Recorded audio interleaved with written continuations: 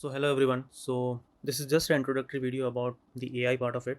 Okay, because in some way now it is completely a necessity as well as the top mandatory skills in all the technical field in any of those domain. Okay, so either you are working as a corporate business enterprise or you are a educator or you are a student or you are just a university grad, right? So these things are the top skills, right? And this is just an initial hookup to just let you know about the very starting curiosity of asking the questions, right? So have you just wondered about the Google Map, that how does Google Map predicts that whether there is a traffic in next 2 3 hours, right? Or let's say that have you ever wondered like how the chat GPT is basically write the entire essay, right? Or maybe like the phone, right? So how does phone actually recognize our face and unlocks in a second, right?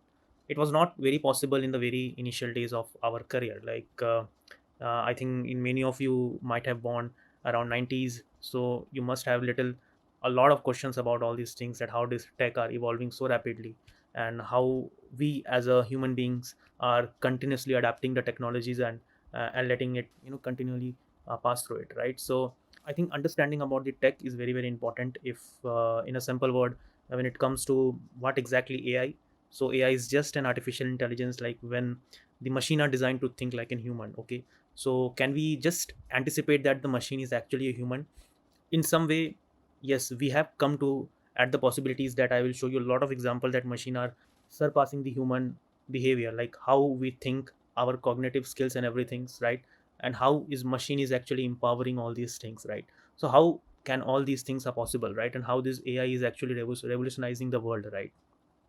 So maybe like you might have gone through a lot of YouTube lectures. The YouTube started recommending a lot of next videos based on your previous stack of videos, right? So how does it do that thing? So YouTube might have used some of the best recommendation system, which uh, every personalized user is actually understanding their content in a more artificial way, so that they will get a good recommendation system of the videos before they even think to look for, right?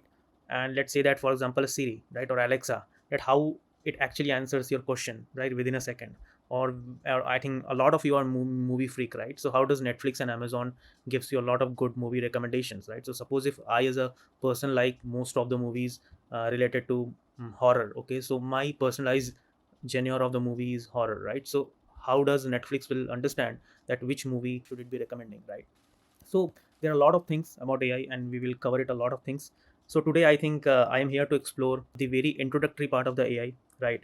And how it is actually shaping our day-to-day life, and like from education to corporate to healthcare to entertainment, right? So you will get a lot of glimpse about it, and the very clear idea of that how this technology is getting used, and how do we as a human being we can actually transform ourselves to evolve and adapt it, so that it looks more generic to us, right? So everything, when you understand something new, so at the very initial part of it looks very buzzy. There is a lot of noise, right? But if you just gain it a little insights and the basics, I think everything looks very simple, right? I think this is just a very rough estimation about that why learning AI in 2025 and how his world is actually changing so fast, right? So as you can see that this is actually a golden rush, right? So the estimation of the upskilling wave is again by 2023, like the 59% of the global workspace, which covers around the 2 billion people, they need to reskilling or upskilling themselves, whether with the help of AI or someone who is actually working in the AI. So for them, it become little easy, right?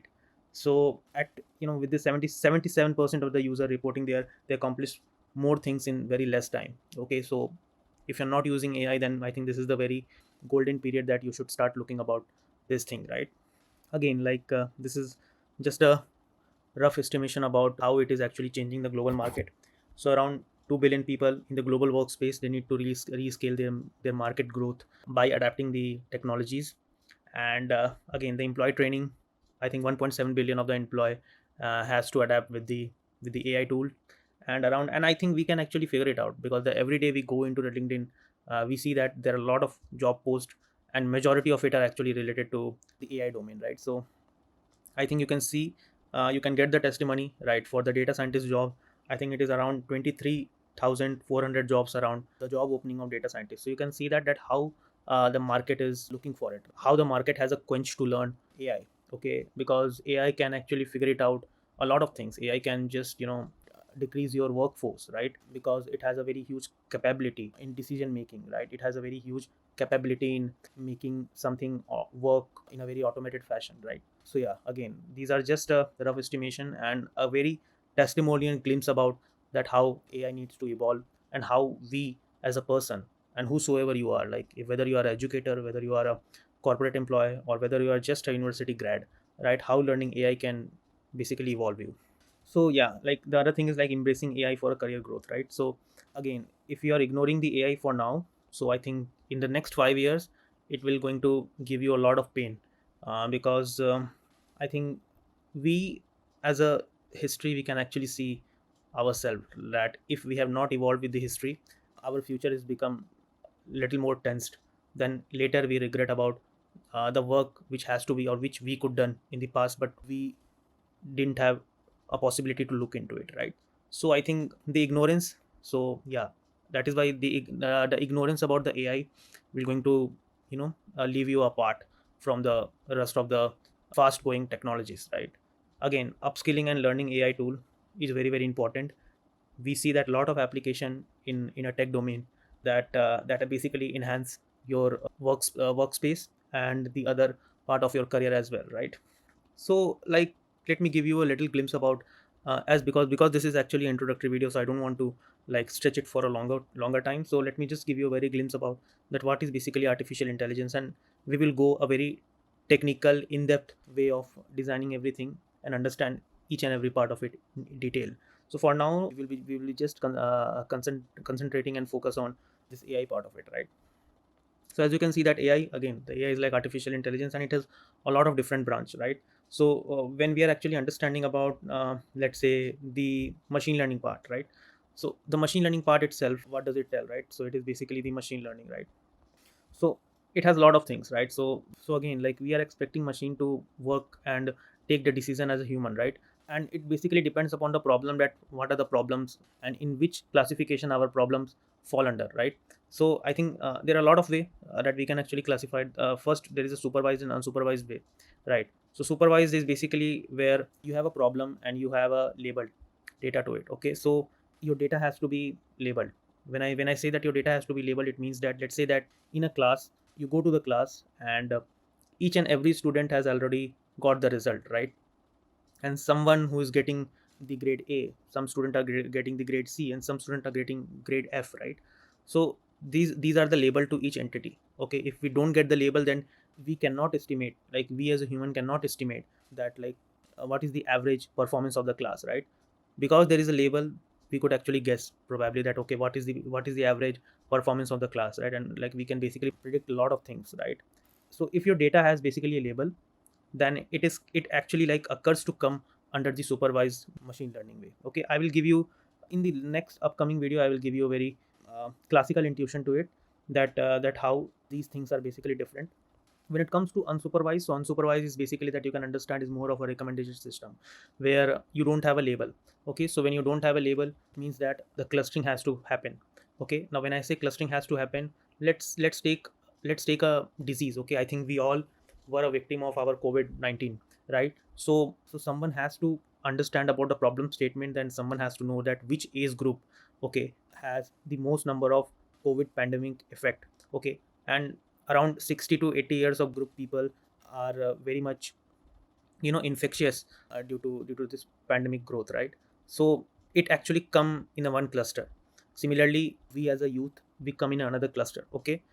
So we actually divided each of our data into different clusters, because we don't have a label, okay? So we cannot find out, we can just get the estimation that in which cluster next data should belong, right? When it comes to the recommendation system, so again, like the Netflix has started giving you the recommendation, the YouTube start giving you the recommendation, right? Even the Spotify playlist started giving you the recommendation. I think Spotify is also a great example of the unsupervised machine learning, right? Even if you go for a Amazon shopping website, or any other like e-card website, so that is a great example of how you figure out things, and how the algorithm started recommending you, right? When you go to the Meta or any other social media platform, right? So you will probably guess that some of your mutual friend are started popping up into your screen. So that is actually a different thing. That is basically your comes under your graphic GCNN, which is like graphical neural network. I will come to that part as well, right? So I think these are the very prime benefit of this AI part, right? So even if you not get it, so I will explain in my next video. I just wanted to give you a little glimpse about that, how the branches of AI has been elaborated so far. So this is actually the machine learning part. So in machine learning part, we have supervised, unsupervised, we have a deep learning. Then when it comes to the vision part, where I will be covering most of my video, so it is basically helps you to understand the AI in a more computer vision term, right? That how to detect faces, how to do image processing, how to detect any activities, right, and other things as well. So these things, all these things will come up in a later video in a very in-depth manner about this vision part. Then again, the natural language processing. So this NLP part, right? So this is basically the computer vision part. So it is one of those branches of AI. This is the NLP. So basically it helps for a text pre-processing part. Okay, so there are many different libraries when it comes to NLP, which helps you to understand about the text, the mixture of text, the corpus. I think these are very new words to you, but as the lecture go, you will help to survive all these words. You'll able to guess it very quickly. Okay, so don't worry about it. So just understand that whatever I'm teaching till now, so just understand that how in a later video it helps you to become a good AI engineer. Okay, so it's very important to understand the mixture of AI. That AI is not everything. Okay, it is divided into the different branch. Okay, and these are the branch that I am actually describing you right now. So the first thing is actually the machine learning. So machine learning is different.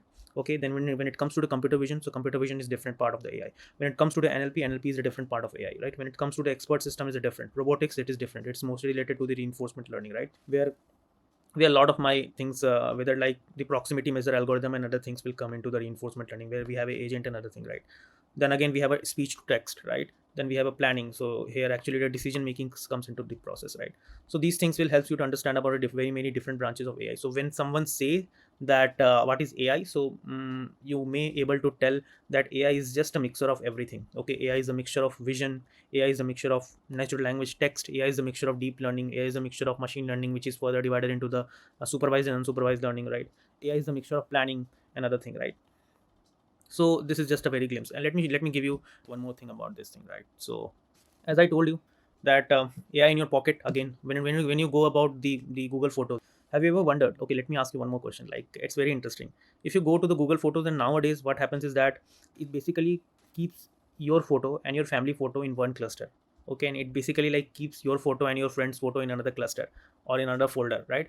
So how does it happen? Like, how does Google know that these are the festival folders, and these are the family folders, and these are your peers and friends group and office colleague folder? Okay, how does the Google able to know that thing? Okay, so there are many different things. So the Google might have figured it out, that if you are wearing some clothes, or if you're having a gesture, and your gesture is occur to be very happy. Okay, and the people around you occur to be very happy. Okay, and if all of you are wearing a very traditional dress, okay, and your timeline, okay, that which month this photo has been taken, and how many festival has occurred in that month, right, and which location you are. So these are the different attributes which led the model to think that, okay, this occurs to be a very festival photos. Okay, and these are the festival group, and you are actually celebrating. Okay, your body gesture and your photos, the action that you are actually happen to do in your photo. On the basis of this decision, Google came out the clustering approach, right? When you are actually wearing a uniform. Okay, so you might have wondered that, okay, all those uniform photo has been clustered out in some another folder. Okay, so Google Photos is actually the very good and the best example of the segregating the cluster into different things, right? So that you would able to search the image very quickly. Okay, even like in Google, I think the searching of any image via photo. So suppose if you have an image, right, and the facial image, right, and you wanted to search the image which actually occurred in, let's say, around 1,000 or 1 lakh photo. Okay, Google is able to do it in a minute, right? How does Google will do that thing, right? So I think these things will help you to understand knowing AI in a very day-to-day life, right? When it comes to the Netflix recommendation system, again, so it's more of a personalized, right, what content you're consuming. So on the basis of that, it is going to give you that recommendation. When it comes to Meta, again, your peer group, your mutual friend group. Okay, so it basically like helps you to understand about. So if you wanted to understand more in depth about it, just let me know, I will cover it. The graphical neural network, where like the one node and the another node, there is an edge between the two of those adjacent node, and the third node is might be your friend's friend, right? And so it can be your mutual, right? So like the method started recommending you that as well, right? I think Spotify, again, we all love to listen music, right? In our good time, in the bad time as well, right? So Spotify started giving you a lot of recommendation as well. So again, like Apple Face ID, TikTok, Zoom. So when we go through later part of the video, right, I will also tell you like how the image blurring will happen, right, and how when we are actually talking in a Google Meet or anything, right, so how we can change the background and how it's actually detecting one person and like changing the background from different colors. Okay, again, the Amazon. So you can see that there are a lot of top companies are actually like evolving day by day with the help of AI, right? When it comes to NLP, again, this new spark coming these days, which is generative AI. I will also cover the entire content of generative AI in a very separate video, where I will tell you a lot of things about image generation and how does things work, right? So this is just a small glimpse of the entire persona of AI, right? So again, like this I have actually material I prepared you for the next lecture, and these are basically the prerequisites. So I'm assuming that you guys have already understood a little basics of machine learning, right, and how this work. Okay, so that in next lecture what I will do is that I will give you a little glimpse about when and where to use all these algorithms, okay, and how this implementation, how this accuracy matrix work, so that once these basic things are covered, so that I will completely move, which is a very prime part of these things, which is like image processing, deep learning, where our most of our agenda is to cover these topic, right? So these are basically the very prerequisites. So I am already taking a guess that you might have known about these things in a very clear way. Okay, if not, I'm here to give you a lot of guidance and support, so that one can also have a little basics and the entire coverage of the other things which is yet to come, and yeah, which have already been discussed. So yeah, these are just an overall video of the AI, and do let me know that if you need some more content about it, so we'll help you with the another video as well. Okay, so yeah, thank you. I guess that you might have liked this video. So hello everyone, again welcome to the ML Foundation series. So let's start today with the distinction between the supervised and unsupervised learning. So as you can see that I will give you a little glimpse about it before we can move on, knowing the concept of and the other method of the normal top 10 core ML algorithms. So before that, one needs to know a little basics about the data, right? How does data is actually looks like, and how you as an ML engineer would able to figure it out that this should come under the category of supervised learning or unsupervised learning. So let me just randomly pick up some problem statement, like you can. So let's say that I have a patient and I have the information of that patient, right, and I have some data earlier which has been taken via some survey that whether this person is having a diabetes or not a diabetes, right, and it actually like depend upon a lot of different factors, right? So let's say that I have a gender, then I have a stress level. So let's say that I have a gender, I have the stress level, the amount of sugar intake that I will be taking, right? Let's say that stress level from 1 to 10, then again sugar intake, and some other thing like amount of other medicine that I am consuming, medicine consumption, right? So medicine consumption, so it's mostly about their side effects, right? I think pollution is also, let's say, one of the factor. So pollution affects, and there could be so many features, right? So let me just write it this way, and at the end I need to find out that okay, whether the person is actually having a diabetes or not, right? So just imagine that these data I have already got it from some of those surveys that I have already made, right? So let's say that I have a genders like male, female, something like that, right? The stress level would be 9.8, 8.7. uh, Again, it depends upon which city and which job you are working in, right? 6.2, 4 point, and this is just a random data, okay, and this I'm just guessing just to let you know about like what it is, right? Let's say that amount of sugar intake I am measuring it around 1 to 20. So let's say 15, let's say 18, let's say 5, let's say 9, let's say 8, let's say 11, right? The medicine consumption, their side effect, right? So let's say that I wanted to keep it in the range of, let's say, 0 to 1. So let's say that 0 to 0.5, 0.1, 0.2, 0.3, 1, 2, 3, 4, 5. How many data I have? 6 data, right? So 1, 2, 3, 4, 0.9, 0.1 again, right? Again, the pollution side effects, right? So whether the pollution is affecting, let's keep it binary, okay? So I think nowadays pollution is affecting all. So let's say, or you can actually like put it AQI. I think AQI should be fine, right? Let's keep it AQI. Let me use some other color. 480, 300, 200, 900, 500, and then 650. Okay, and all these things where is going to define you that whether you have a diabetes or not. Like some says yes, some says no, some says no, some say yes, right? So these things. Now one thing you might be observing that these are actually the data, because this is my target column, right? So this is my target column, which this I already know from my survey, right? And these are in the basic machine learning term, these are actually called as the features. So let's say these are my feature 1, these are my feature 2, these are my feature 3, these are my feature 4, these are my feature 5. Okay, so these are actually the list of features, and this is basically the target variable. Now you can ask that, okay, so do you mean that in supervised learning there is always been a kind of supervision or a target variable which will let my model to think that to think or predict something new when the model is getting trained? The answer is yes. That is why the supervised learning is basically trained for. Okay, so it's all about data, that how your actual data looks like, right? Suppose if the data does not have any target variable, then you might be assuming that what are the other things that I can actually predict out. Okay, so you can't predict anything unless you have some kind of a target variable. Okay, now let's say that the same data I am actually giving it to the model. Okay, for now just understand about the model part as a some kind of a black box, right? Later I will show you very deep that what kind of model that you are supposed to use. Okay, whether it is a regression problem or a classification problem, I will tell entire nuts and bolts to you. Okay, so that you will understand everything from that. Okay, see, the my basic intuition of letting you know pass through all these concept is to just brush up everything before you basically jump to the normal machine learning or core machine learning algorithm. I think that is very, very important to understand the data very well. Okay, so suppose that if you wanted to give it to the model and you basically, let's say, train the model. Okay, and let's say the model has been trained into some .pt file or any extension, right? .onnx, some other extension as well, right? Now suppose if the model is getting trained. Now next time, suppose I have a testing data. So some new patient come to my hospital, and we have collected the data of the new patient, right? Suppose one female has come. Okay, we have collected some data, like she has a stress level of, let's say, 4.2. Okay, then let's say that she has a sugar intake 3.5. Okay, then let's say that she have a side effect of medicine is, let's say, 0.1.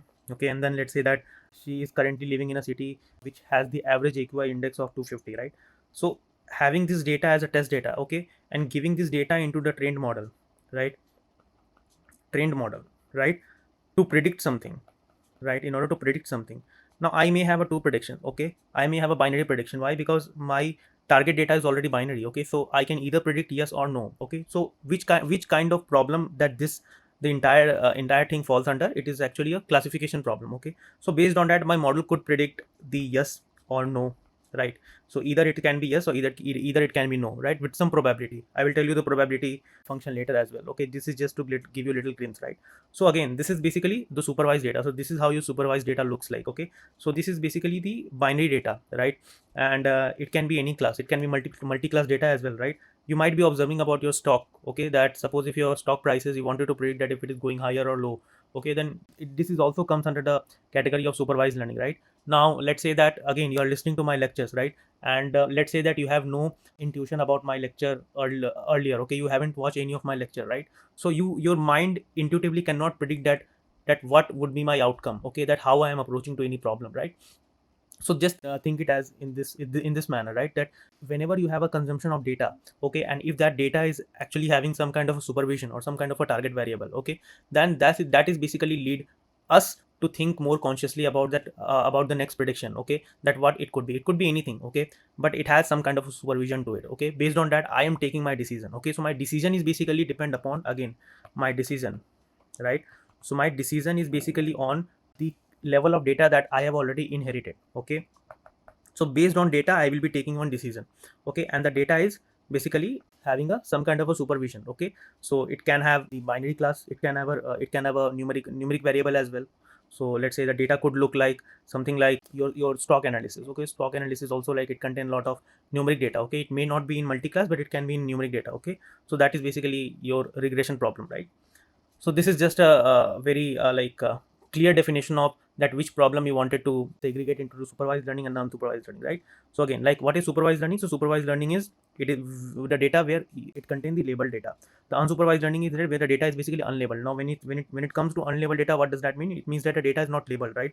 So let's say that I have something like so I have I have a category of disease, okay, let's say, and I don't know that which category it belongs, right? So let's say the pink one is belonging to some other class. Let's say the blue one, right? The purple one is some other thing, right? Then let's say the yellow one is some other, the green is something other, right? Something like this, right? Now there is no class to it, okay? There is no class that I have already explicitly do the tagging, okay? I did not do the tagging. I am not telling you your mind that this is comes under the class A, or this is comes under the class B, or the upper layer is coming in a class C, okay? So what would be your first approach? Your first approach would be is just to segregate the data. So you might be thinking that, okay, so what I will do is that I will going to segregate this data, let's say, as a class A, okay? Then I will segregate the second data, let's say, as a class B, okay? And I will segregate the third data, let's say, the outer layer as a class C. And how are you thinking? Based on the similarity, okay, based on the similarity, based on the color, okay, your mind is intuitively thinking that this should come under the same class, or this should come under the different class as well, okay? So that is basically the unsupervised, okay, that you may not know about the target class variable, that is why it comes under the unsupervised variable. And in third case, what happens is that you may get a data which is labeled as well as unlabeled as well, okay? So that is basically come under the hybrid model, where you have a data which is labeled as well as not labeled, okay? So again, when it comes to supervised, you have a label, and when it unsupervised, you have an unlabeled data. The training process is that actually model inputs the data with the ground truth, and there is no ground truth in the unsupervised. The general purpose of the supervised is, as I told you, that basically you wanted to predict something. That is why it should be supervised. Okay. Now if you wanted to get the insight from the data, you go with the unsupervised learning. Again, it's totally depend upon your data, that how your data is looking. Okay, you may go and Google it out. You will find out a lot of data and just practically think that which data should be into the supervised category and which data should be into the unsupervised category. In this way, you will learn, your brain started adapting the situation, okay? And based on that, you come up with a many different algorithm. Again, the time complexity, it will take more time consuming, okay? Why? Because it has a lot of features, okay? It has a lot of features, and it has other things as well, which led your model for a decision making process, which is like completely taking a more time compared to unsupervised. Because in unsupervised, you just wanted to like segregate the data and into the different clusters, okay? So that is why the time consumption is less, right? Because you just wanted to see your neighbors, okay? Then again, performance wise, so it depends, like the performance wise, if you wanted to if you wanted some good performance, and if your data is basically a labeled data, then I think it has a very accurate category, okay? And it is basically less accurate. Why less accurate? Because I do not have any supervision, right? So it depends. I am not biased towards the supervised and unsupervised data. I'm just telling that look at your data, okay? And based on the data, just figure it out, that whether I should solve this problem from the supervised machine learning algorithm or unsupervised machine learning algorithm. So don't worry, later I will tell you the more example of it, okay, that which machine learning problem you should trigger yourself, so that you wanted to solve any other problem, right? Again, you already know these things in advance when it comes to the supervised part, and unsupervised part is like the result is very arbitrary, right? So again, the same thing, the supervised means that your data is actually having a labels, and you wanted to do a mapping. The unsupervised, there is no label, so you wanted to like segregate into the different classes. And the other thing, and the last part of the machine learning is like reinforcement learning, right? So reinforcement learning, it has a state, it has an action, okay? And it is basically work on the reward based technology, okay? So based on, let's say that if you wanted to train your robot, and for training a robot, you wanted a reward system, okay? And based on that reward system, your robot wanted to train, okay? So the my agent, like the agent is my robot, right? So the agent started understanding the data on the process, okay? It is not mandatory that the data has been known from the past collection, because if it would have been known, then it should come under the supervised category, but it's not, right? That is why it is actually reinforcement learning, that we are actually forcing our agent to learn step by step by making the mistakes and gaining the reward, okay? So yeah, I hope I tried my best to do the distinction between the supervised and the unsupervised learning. So now let's understand about the data representation part. So I think this is very crucial before understanding the before going ahead choosing to use any machine learning algorithm. I think this is where most of the ML practitioners are skipping this part. And I think this is very small and simple and very agile. If you understand like the data representation, you could able to like do your own calculation to understand the problem very well. Okay. So what is this data representation? It's very simple, that how you wanted to represent your data. Now suppose your data is actually following some linear trend, so it's very common that you wanted to represent the data with a single linear line. Okay, and suppose if the data is let's say that is following some kind of a quadratic trend, so you may be representing your data with some quadratic equation or anything like that, right? So like for example, let me just give you a very simple, that for example, let's say that let's say that population versus the technology wise graph. Okay, so the x-axis is basically representing some population, and the y-axis is actually representing the technologies. So I think most of the users are actually using the WhatsApp as a chatbot, right, to communicate. WhatsApp as a communication tool to communicate with our peers and friends and other colleagues, right? So the trends of this WhatsApp app has been followed in like this. So let's say that maybe app has launched around 2008. Okay, and since then, let's say 2009, 2010, 2011, up till 2025. Okay, so the amount of user basically like following this chat, right? So it is like kind of a linear trend, right? So something like this. So like based on that, maybe this way, right? So this is kind of a linear trend, right, where your data is actually following some kind of a linear pattern, right? As the time passes, as the time surpass, we may expect some more number of user are actually using this app, right? So suppose that if I wanted to make a prediction that like in next year, how many like people are actually using the WhatsApp, right? For example, that let's say that 320 million people are actually using the WhatsApp application. So let's say that 625 million people, let's say 1 billion people are actually using the WhatsApp. Let's say that 2 billion people are actually using the WhatsApp, right? So it's very common that before understanding or before going to any machine learning algorithm, it is very like super easy that to figure it out, that okay, maybe I should represent some kind of a line, right, which can basically tell us about the trend of the data, right? So this is the one way of representing the data.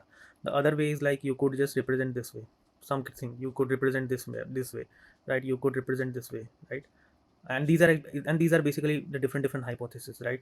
And let's say this one, right, and let's say this one, right? So let's say that this is my hypothesis one, this is my own hypothesis, okay, that my mind is actually figure out this way, that this is hypothesis 3, hypothesis 4, this data is like hypothesis 5, this data is hypothesis 6. And based on this hypothesis, like suppose if I ask you that which hypothesis is basically like best fitting my this trend, okay, then what you will be thinking. So from the very basic common sense, you will be telling that I should be definitely neglect the hypothesis 4, right, the hypothesis 6, the hypothesis 5, and I should accept the hypothesis 3, the hypothesis 1, and then hypothesis 2. Okay, because these are the hypotheses which is actually following my linear trend, right? Now the point is that among these hypotheses, again, just try and figure it out, that like which of the hypothesis is best. Okay, so you may come up with a solution that okay, I think after filtering, let's say, you may come up with the hypothesis 3 and hypothesis 1, right? The hypothesis, these two hypotheses are actually like best fitting your data, right? Now if I again tell you that again filter it out, that with which like with hypothesis is actually best, right? So you may come up with a guess that I think the hypothesis 1 is guess, like hypothesis 1 is the best hypothesis, right? Now how are you actually figuring it this way, right? How you're actually thinking that, coming to the conclusion that hypothesis 1 is good, like this line is good, other and any other line is very imperfect, right? So there is a very like common calculation which you are making unconsciously in your mind, which is like detecting the error. Okay, so your mind must be figuring it out that that this is my data, right? So on this data I am getting this value, right? And on this point I have so many other point like this one, right? I have this point as well, right? So let's say that on 2020, so I will be having these data, right? And this is your basically hypothesis 1, which is like your model through which you wanted to predict.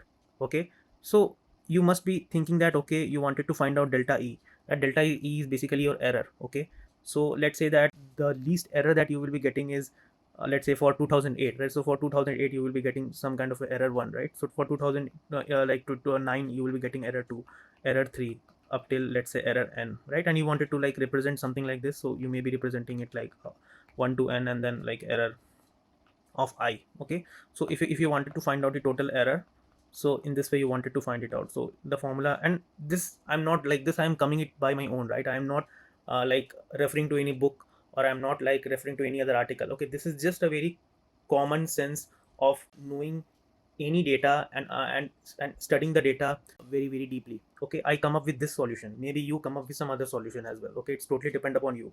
So let's say that that amount of error that you're getting, right? So let's say you are getting some number, let's say 40. Okay, for hypothesis 1. Okay, and how you are actually getting 40, it's completely easy, right? So let me tell you one more time. So this hypothesis 1 is basically your model is trained on.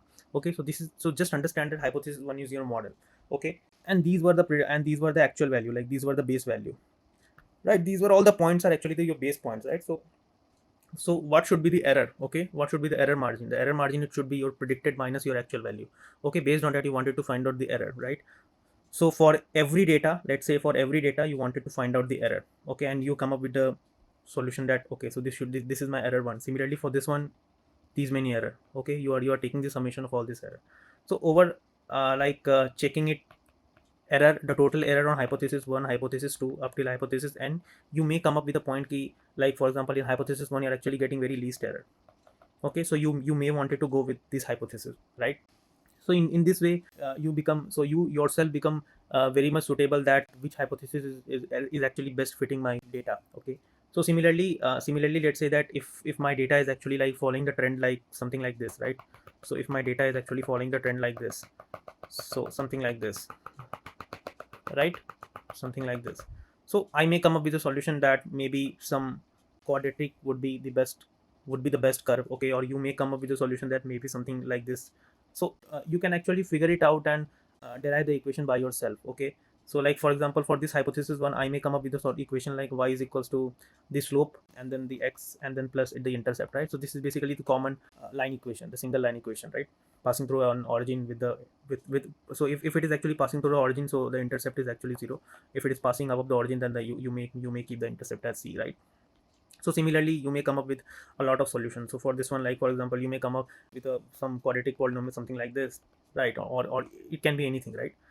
So again, so having an equation, like knowing the equation, deriving the equation by yourself is actually a good practice for any machine learning engineer, so that they could derive their own hypothesis well. Okay, so these are basically the parameters. Okay, I'll tell you everything in the coming lecture, don't worry about it. I'm just, so the basic agenda of this tutorial is how do you actually represent your data. Okay, how do you actually think, like how do you actually at the very first, how should you think how my data is actually following the trend. Okay, and which equation or which thing I should mind map so that I can get a very in-depth view of my data.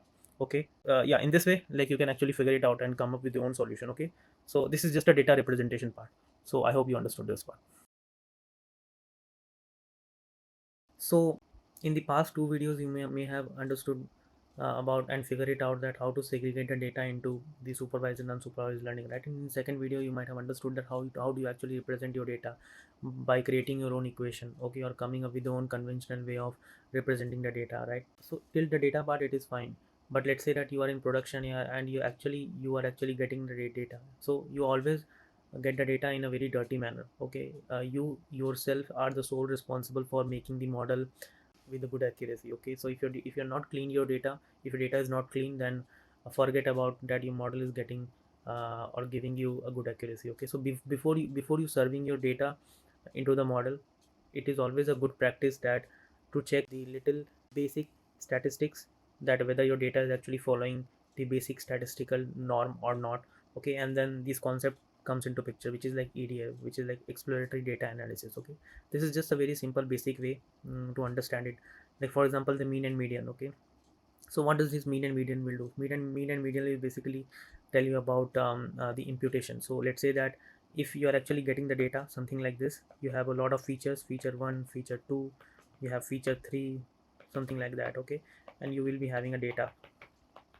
In some part you will catch up the data which does not contain anything. Okay, which is like null, which is containing the null value. Okay, and you wanted to fill that null value. So how will you actually fill that null value? So let's say that out of 1000 row, let's say that these two row is basically where the data is not like the data is unfulfilled. Okay, so you have two way that you basically like take the mean of all the remaining element other than this two null value, and you basically take the mean of it, and you basically like uh, put the mean value into the null value. Okay, so you basically try to just fulfill this gap. Okay, so in this way you are actually imputing your data, right? The other way is like, for example, suppose, so this is the first way, okay, that imputation. Okay, so you are actually handling imputation by finding out the mean and by replacing the mean with the null value, right? The other way is like, for example, suppose that if your feature is basically correlated, let's say that if the feature 1 and feature 2 are basically correlated, okay, there is a correlation between the feature and feature 2.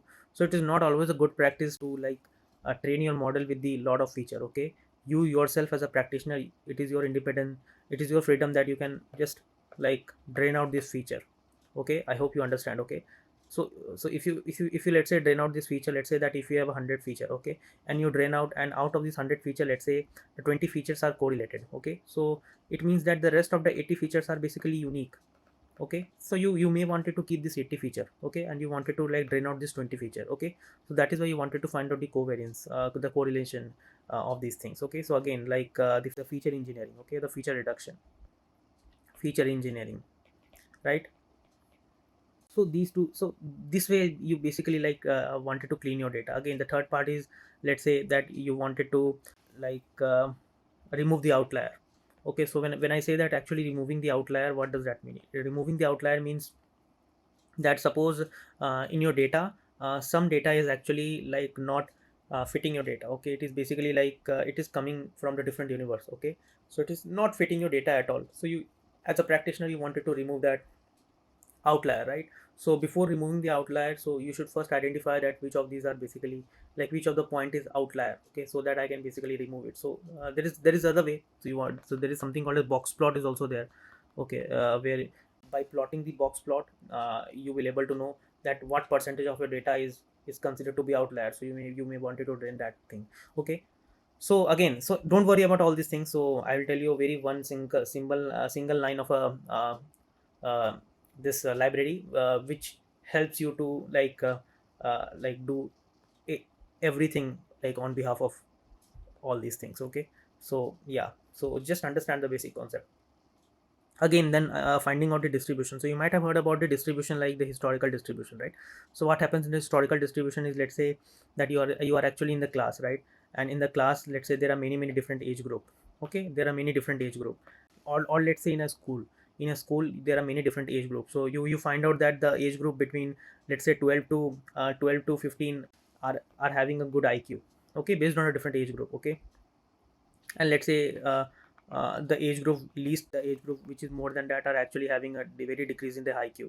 Okay, so in this way you wanted to plot the histogram, okay, based on the very frequently used data. Okay, and like suppose if you wanted to use this histogram on a very continuous data, then you may come up with this distribution. So this distribution is basically held on a very continuous data, which is called the Gaussian distribution, right? So Gaussian distribution is like basically a smooth way of representing the histogram, right? So where each point will be having some kind of a, let's say, probability. So suppose if you wanted to represent it, so let's say into 0 to 1, so let's say that this point is actually having the higher probability compared to this one and compared to this one. So other than this actually represent a lot of things. So let me tell you like what. So what are the other things that you can actually like try to study it, right? So suppose that if your data, you somehow able to transform your let's say dirty data, right? Suppose if you wanted, so you actually use some kind of a transformation technique, and you transform your data, and now your data is actually look in this distribution, right? Now this looks very clean, right? Why? Because first of all, the data is basically symmetric. Okay, and the left part of the data and the right part of data is kind of equal. Okay, and if you see this part, right, so this actually like contain the more 95% of the data. Okay, which means like there is a 2.5% and there is a 2.5% are considered to be the outlier. Okay, because this is actually having a very least probability, right, when it comes to the outlier part. And so my major focus would be into this reason. Okay, other than these two reason. Okay, so I can simply neglect that part. So this is the one way that I can actually study this Gaussian curve. So the other way of understanding this curve is like finding out the central limit theorem. Okay, so you may understood about central limit theorem is something like mean, median, and variance. Okay, and then the standard deviation. So what mean is something like you wanted to find out the average. Okay, median is something like suppose if you have a number, okay, so you wanted to find out the middle of that number, the middle index of that number, so from the median you would be able to get it, right? Then when it comes to variance, so what does variance will do? Variance is basically tells you about that the nearest data towards your mean, right? Suppose if actually having a very high variance, so it means that it is very nearer, so these data are basically succumb to very nearer to the mean data, okay? And suppose if the variance is low, then the data is basically far from the mean, okay? So this basically tells that that suppose, so this basically tells key, suppose if your data distribution is something like this, so you may be understanding that this region is having a very low variance compared to this region, okay? And when it comes to standard deviation, so what is this standard deviation do? Standard deviation is basically the distance. So let's say that, so suppose if I'm actually like taking this one, right? So this would come under my, let's say, the plus delta and let's say minus delta, okay? And suppose this is my mean, okay? So like this is my first first reason of the standard deviation, right? Now suppose if there is actually second reason, so this is actually the plus 2 delta and this is minus 2 delta, okay? So this is my second reason of the standard deviation, right? So something like that, okay? Now suppose that if I increase more data, okay, if I increase more data, can I expect that my curve will go down? Of course, right?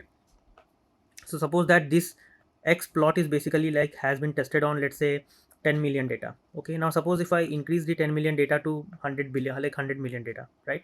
So can I expect that because the increase of the data, can I expect that my curve will now look more like this, right? Because my data has actually increased, so my height has actually decreased, right?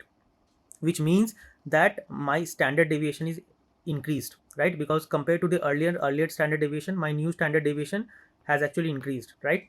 So this is like a very good way of studying the data, of doing all kind of EDA, okay? So I hope you get it, right? Other thing is that it is always not true that you will get your data in a very like well fashioned normal distribution, okay? There may be a point where like your data something looks like this, right? So this is basically the skewness, okay? So like this is basically a good data, so this we can actually tell that this is my very balanced data, but this is not balanced data, okay? This is not balanced data. So why it is needed to convert any data into the balanced data, okay? So let's say that so how do I explain? Okay, yeah, let's say that you have actually having an age group, okay? And let's say from 10 years to 25 years to 35 years to 45 years, 50, 55, something like this, okay? And you maybe figure it out that up to the person who are actually lying in the age group of, let's say, 25 to 35 are having a very huge motivation towards work, okay? But by the time their age is actually increasing, so like so their motivation of working for, let's say, 14 or 15 hours a day is kind of decreased, okay? Because they have some other priorities, okay? So there may be data looks like something like this, right? Something like this, where like the tail of this curve, right, is basically towards the right, okay? So that is why it is basically right skew, right, where my tail is towards the right. Or and suppose the inverse of it would be looks like something like this, right, where my tail is towards the left, okay? So this is my left skew, okay? Now there might be possibility that the person belonging from 55 to 50 to 55 years of age are having some of these person are having a very good very good work ethic, right? So they are actually willing to put a lot of hours because they are more passionate, okay? Or maybe they are more their priority is more towards work compared to other thing, okay? You may take up the example of Warren Buffett, okay? I think at the age of 80 and 85, like him having involved in the work and going to the office, I think it's like it's very commendable, right? So yeah, there may be some person who are actually like working in this category, okay? So for them, having a right skew is very bad data representation. So that is the reason that you always wanted to like convert any of your representation of your data into some kind of a balanced way, okay? So that your data is looks something like more cleaner, okay? So that you could actually study it more practically, okay?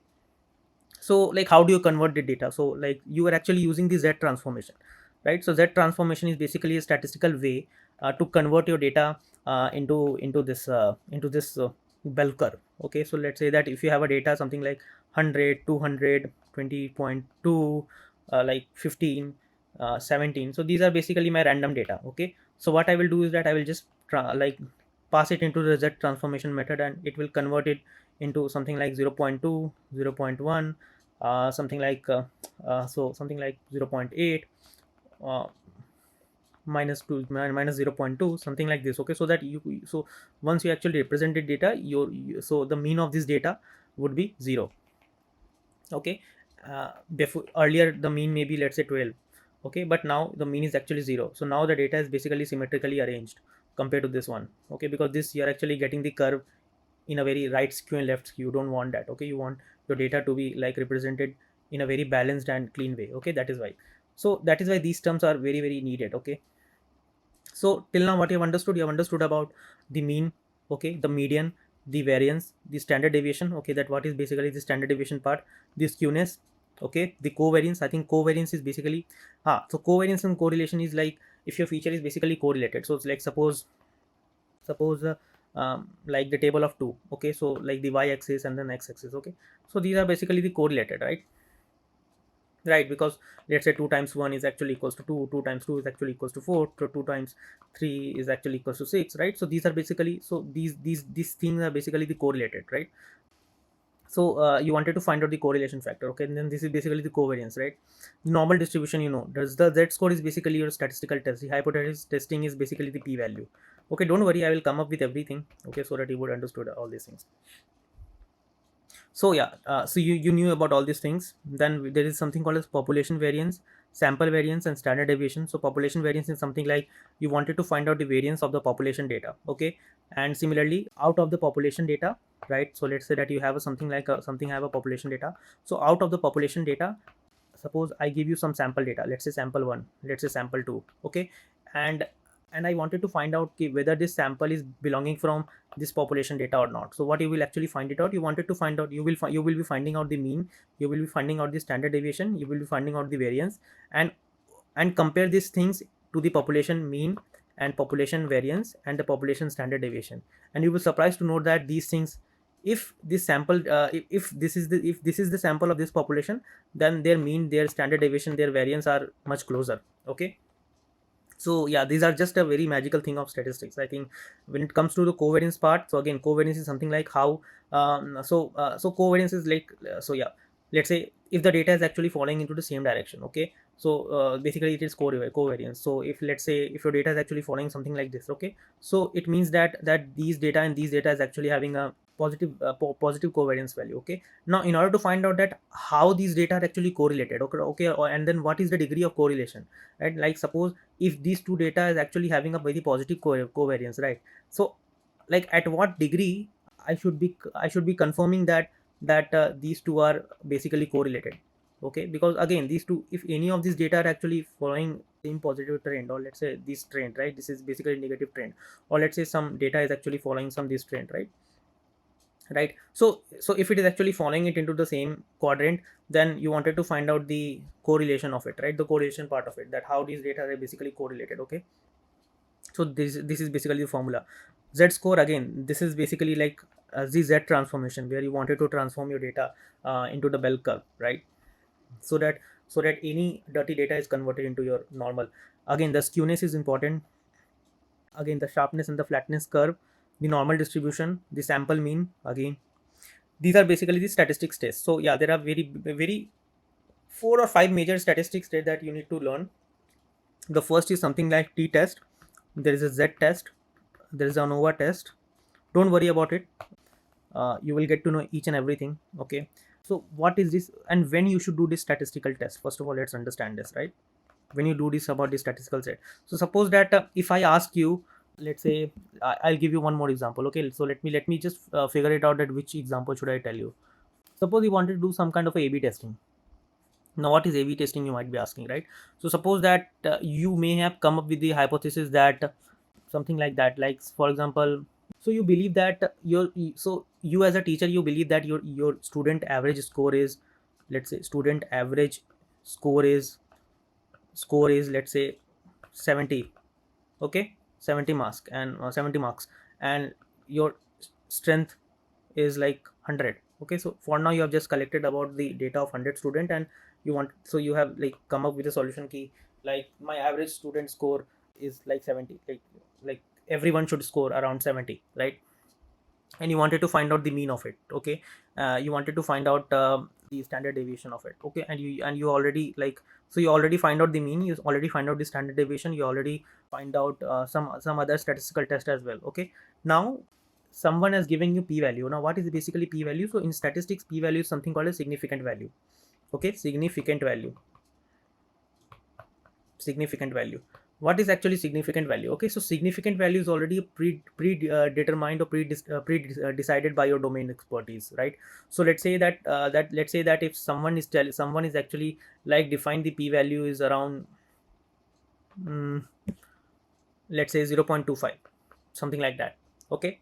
Now what does that mean? Suppose that you run the statistical test, okay, and you are actually getting something like 0.1, okay? And if it is actually less than your p value, okay, if it is actually less than your p value, it means that whatever assumption that you make, okay, over this 100 student, your assumption is completely true, okay? Which means that every student are getting around 70 marks, okay? Now suppose that if after like finding out the going through all these statistical tests, and suppose if your test is something like 0.1, which is like much greater than your given p value given by your domain expertise, what does that mean? It means that you basically failed to accept this hypothesis that your student are actually getting 70 marks, which means that you need more data, okay, to pass through this statistical test, okay? So these are the tests that you wanted to like perform, okay? And there are so many other things. So yeah, so there is a hypothesis testing rule, there is a chi-square test, there is a ANOVA test. Bayes theorem is very important. When I come across the name bias algorithm, I will discuss this part, right? So I think this is more than enough if you wanted to like perform your EDA operation on your data. So that data cleaning and then doing all this statistical performance is much needed for any machine learning practitioner. So if you have any doubt, just let me know, okay? So I hope that and I think if you just understood about the 20% out of it, I think that is more than enough, because these are just the theory part, and when it comes to practical part, I'll show you that there is only one single library which will like do everything in a very completely deterministic way. Okay, so now let's understand about the gradient, right? So because in a lot of machine learning practitioners, they wanted to know about the gradient and gradient descent, because these two keywords are basically used a lot and very frequent times whenever you are dealing with the any machine learning algorithm, right? So before knowing that thing, practically it is also fine, but I need you to know more theoretically, okay, so that you will get a little glimpse of it. Of course you would have know all these things because these are just a foundational course, so I'm thinking that these are all the prerequisites, but I really wanted to fresh this up, right? So what is gradient and what is gradient descent, right? So the purpose of using the gradient and gradient descent is like, for example, suppose you trained your machine learning algorithm, right? You trained your model and you get the loss, and suppose if the loss is very big, okay, and the loss is not as significant as your need, right? So what do you want? You wanted to like change and update the weight, correct? Now whenever you are actually updating the weight on any of the learning parameters, right? So how that updation happens, that is the question to think, right? So there is a few way that you can actually update the weight. The first way is like you can randomly update any of those weight and replace it with your own number. That is the one way, but that will not possibly gives you that whether you either decrease your loss or increase your loss, right? So that is a kind of a threat to your model. Then what is the other way? The other way is that go with the little more mathematical intuition. So what does it mean is that something like gradient descent, okay? Gradient, let's say descent, right?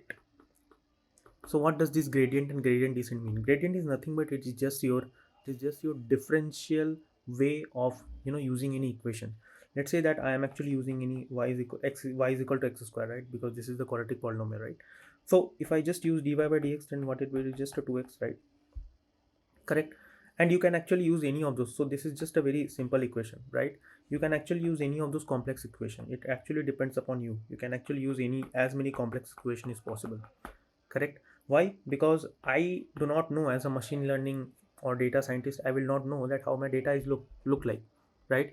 So the very traditional way is that you basically come up with the equation which is already been taught in a mathematics. The other way is that you derive your own equation, you derive your own line, you derive your own curve, okay? The curve could be like the polynomial, or the, or something like with the third degree or fourth degree. Okay, or it can be like in 3 dimension or 4 dimension, and in that you're actually like setting up your equation. It's completely on you that how your data is actually looks like. It's for me, for your simplicity, I'm just taking the very two-dimensional data where like y is equal to x square. Right now, suppose that this is the point. Right, let's say that this is my x is equal to 4. Okay, so y is equal to 16 if my equation is x square. So at this point, let's say that I'm getting 16. Okay, this point I'm getting y is equal to 16, and I wanted to decrease this 16. How will I do that thing? Right, so it's simply that, can I just find out the slope around this point? Is it possible? Yes. And how to find out the slope? Simply just find out the differential equation of this equation. I will able to get the slope. Now if I wanted to go backward, then can I give the negative direction to that slope? Correct, right? So now can I write y is equals to, my equation where I am actually descending down, right? So like minus of dy by dx, right? So let's just forget about this learning rate, right? Dy by dx. Now what does that mean? Tell me, what does that mean? It means that whatever my earlier function was, like whatever my 16, okay, I am just using 2 of the differential way, which is like 2 of at x is equal to 4, which is like 2 into 4, which is 8. Correct. So I will be getting 16 minus 8, right? So if I get 16 minus 8, now what does it, so what will my result? My result is something like 8, right? So I will directly jump from this point. So like I will be directly jumping from this point to this point where y is equal to 16 and y is equal to 8. Okay, if I do this process again, I may have a possibility that I may jump like this, or I may go like this, I may go like this, right? So this is the concept where like I have no control. That is why it is, there is a, that is why there is a term which is like gradient overshooting, right? Where like my gradient is jumping from one part to another part because I do not have any control. That is why the learning rate comes into picture. Okay, that is why I wanted to make you understand about what is learning rate. Now suppose in that same equation I will be using y is equals to fx minus some learning rate and then dy by dx. If I use, and learning rate can be belongs from like let's say 0 to 1, so it can be anything, right? Any real number from 0 to 1, right? Now let's say that if I select 0.5, now what will happen? I will be having 16 minus 0.5 into 8, right? So this is just a half of 8, which means like 4. So can I get y is equals to 16 minus 4 equal to 12? Right, now just see the difference, right? Just see the difference. Here I am directly jumping from y is equal to 16 to 8. Now here I am directly jumping from y is equal to 16 to 12, right? So I need to jump, like I need to do decreasing my steeping step. Okay, I cannot jump from point 1 to point, so my leap should be very low. Okay, so that I can easily able to decrease my loss, which is tending to 0. Correct. This is the concept of the gradient and the gradient descent. I hope you get it, right? So again, I am telling what is gradient. Gradient is just a differential way of outlooking any of your equation, any equation. Okay, and what is gradient descent? So gradient descent is a way so that at one particular point, if you're getting a very huge loss and you wanted to decrease the loss, so you will be updating the weight, and in order to update the weight, you need to do gradient descent on that equation. Okay, so that your previous weight, something like your old weight, so something like your new weight is actually equals to old weight minus some learning rate and some differential function, right? This is the equation. You're getting it, right? So in this way you will be using this gradient, the concept of gradient and gradient descent, right? Now let's understand about the overfitting and underfitting concept, because it is very very important that any machine learning practitioner should know about this thing, right? What is like overfitting and what is underfitting. So I'll give you one basic scenario. Okay, now suppose that in your company, on your teammate, you so suppose your supervisor is basically give a task to three of those friend including you. Okay, so let's say that that one of your colleague is come up with a solution that it's basically a classification solution. So he come up with a solution that, and he has actually given his his model. So let's say that he has given his hypothesis 1. It's his own hypothesis, right? That in this way he wanted to classify these two model.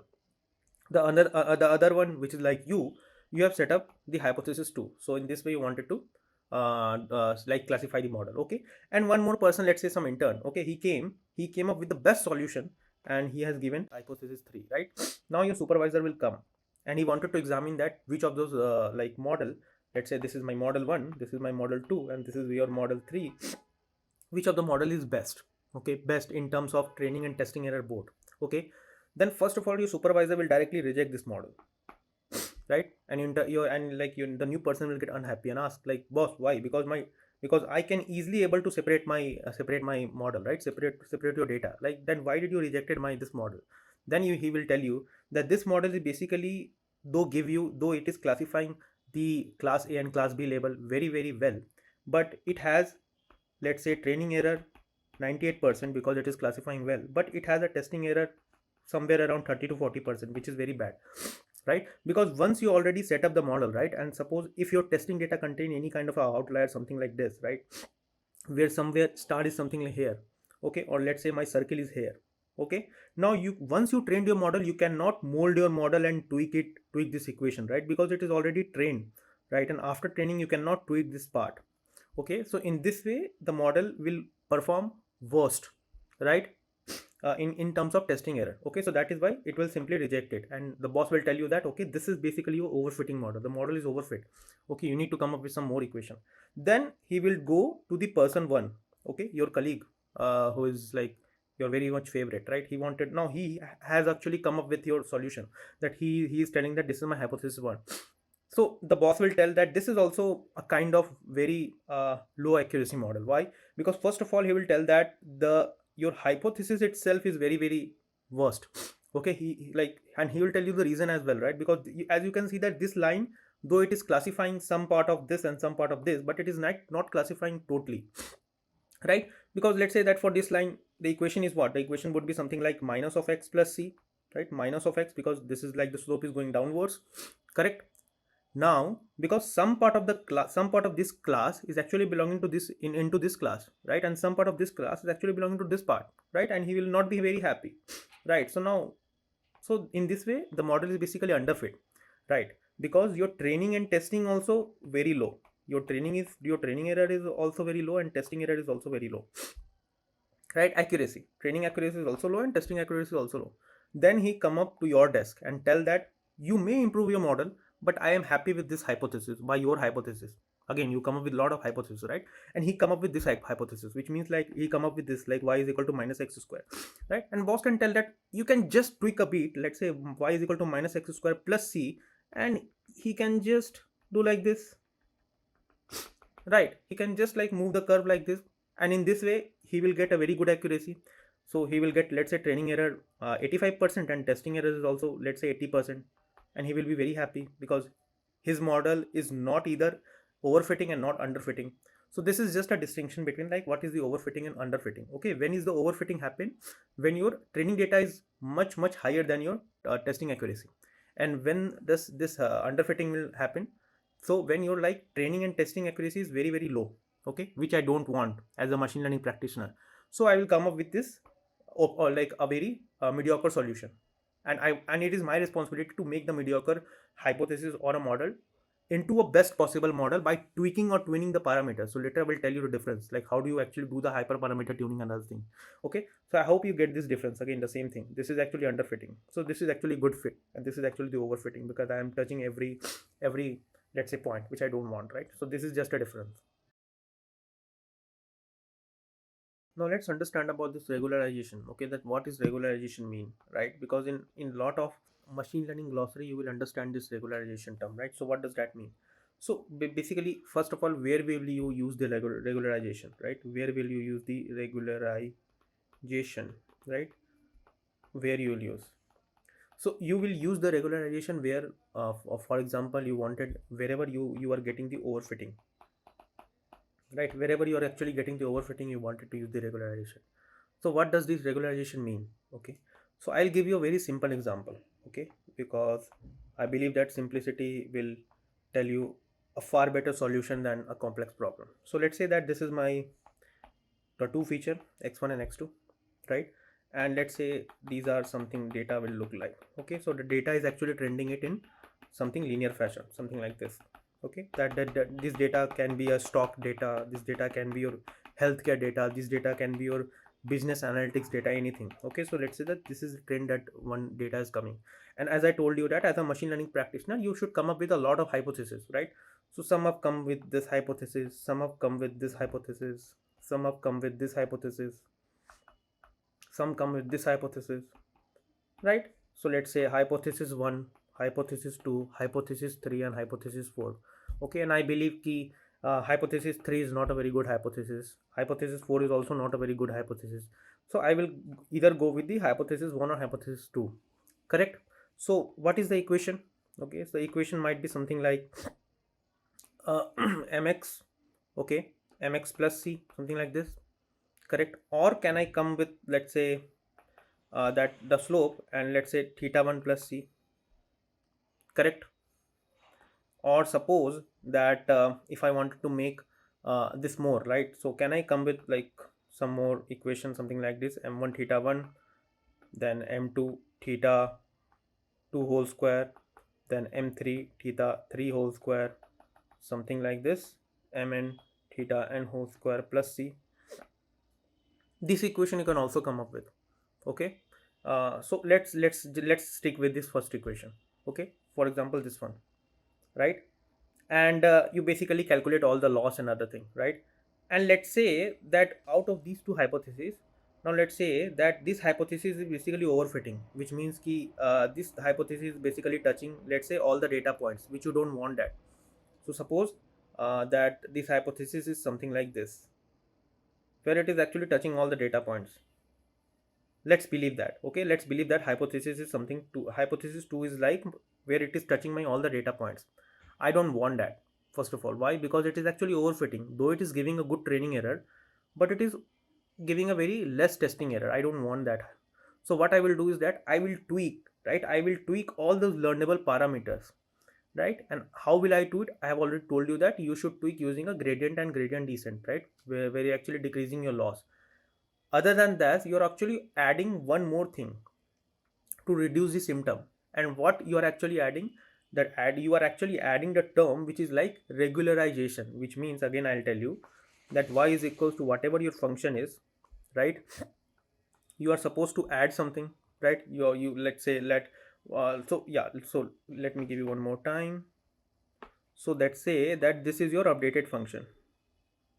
Okay, this is updated function, right? So what does this will contain? It will contain, let's say, your loss function with uh, gradients, I would say, right? Plus you wanted to add some kind of a regularization parameter, rp, right? Why? Because you wanted to tweak the value of x1, you wanted to tweak the value of x2, you wanted to tweak the value of x3, or any of those dimension that you have. Like for now we have x1 and x2, right? And I wanted to tweak this value of x1 and x2. That is why I'm actually adding one more symptom, like one more parameter here. Okay, so that my model will now also see these things, because these are actually the changeable parameter. This is actually including by myself. Okay, I myself is actually including these two things, which is like the regularization parameter. There are two type of regularization parameter, L1 and L2. Okay, and there is a combination of L1 and L2 as well, which is like, this is lasso, this is ridge, right? And this is elastic net. Elastic net. Elastic net, correct? So can I write the equation something like this? Just held with me, right? So can I just write an equation something like y is equals to, let's say that I am getting something like this is my loss function. Okay, loss function can be or anything, like I am actually using the mean accuracy loss. So let's say that my y actual minus y predictions, right? And I'm actually using a mean squared loss, so I'm actually using something like this, right? Plus I will be adding some kind of a regularization parameter, so something it will look like this. Plus now it will look like something like uh, I is equals to 1 to n, and then m of I, right? And this is my y, correct? Are you getting it? Right. It's very simple. This is my loss, first of all. Just understand that this is my loss. And this is actually the added regularization parameter. Okay. And this is complete your y. Okay. Now with this y, you will be, the next step is that you will be finding the dy by dx, right? So this is actually called the gradient, correct? And whenever you are updating the weight, right? So let's say here my weight is x, right? Or theta, right? So whenever you're actually updating the weight, so you will be writing, let's say this is my new, right? Because I am actually updating this weight, right? This is, let's say, my new, right? So can I just write it as something like this, right? Can I just write it as something like my, the entire loss function, right? Or yes, you can actually write, right? For example, let's say that can I just say that this is my old function, which is like f of x, whatever your function might be. Okay, for now here y is equals to, let's say, mx plus c is there, right? Minus of some kind of a learning rate, correct? And then dy by dx, right? And what is your dy by dx? What is y here? Y is your something looks like this, where it contains your loss and it contains your regularization parameter, right? So that, can I write it as something like f of x minus this, and then the differential equation of this loss, right? So d of something, this the entire thing, right? So can I write it as d of y minus y dash whole square, right? Plus some kind of a regularization parameter, right? Divided by dx, and this is my x new, or theta new, whatever you wanted to call. These are actually your learnable parameters, you can call anything, right? So that the next x you will get, right, or the next theta will get, right? So that will be much more, I would say, that your model will accumulate it much more happily, because now the updated hypothesis will somewhere like aligning with your previous data. Okay, it will not overfit because you intentionally added some kind of a regularization parameter. Okay, so that while the updation will happen, right, it will tweak the parameters, it will tweak the equation of x1 and x2 in such a way so that whatever your earlier line was, right, the line is getting like dissolved into according to your data, right? So that it will neither underfit, it will nor overfit. Okay, it will give you a very good accuracy. So that is the reason that this regularization has to be added into your loss function.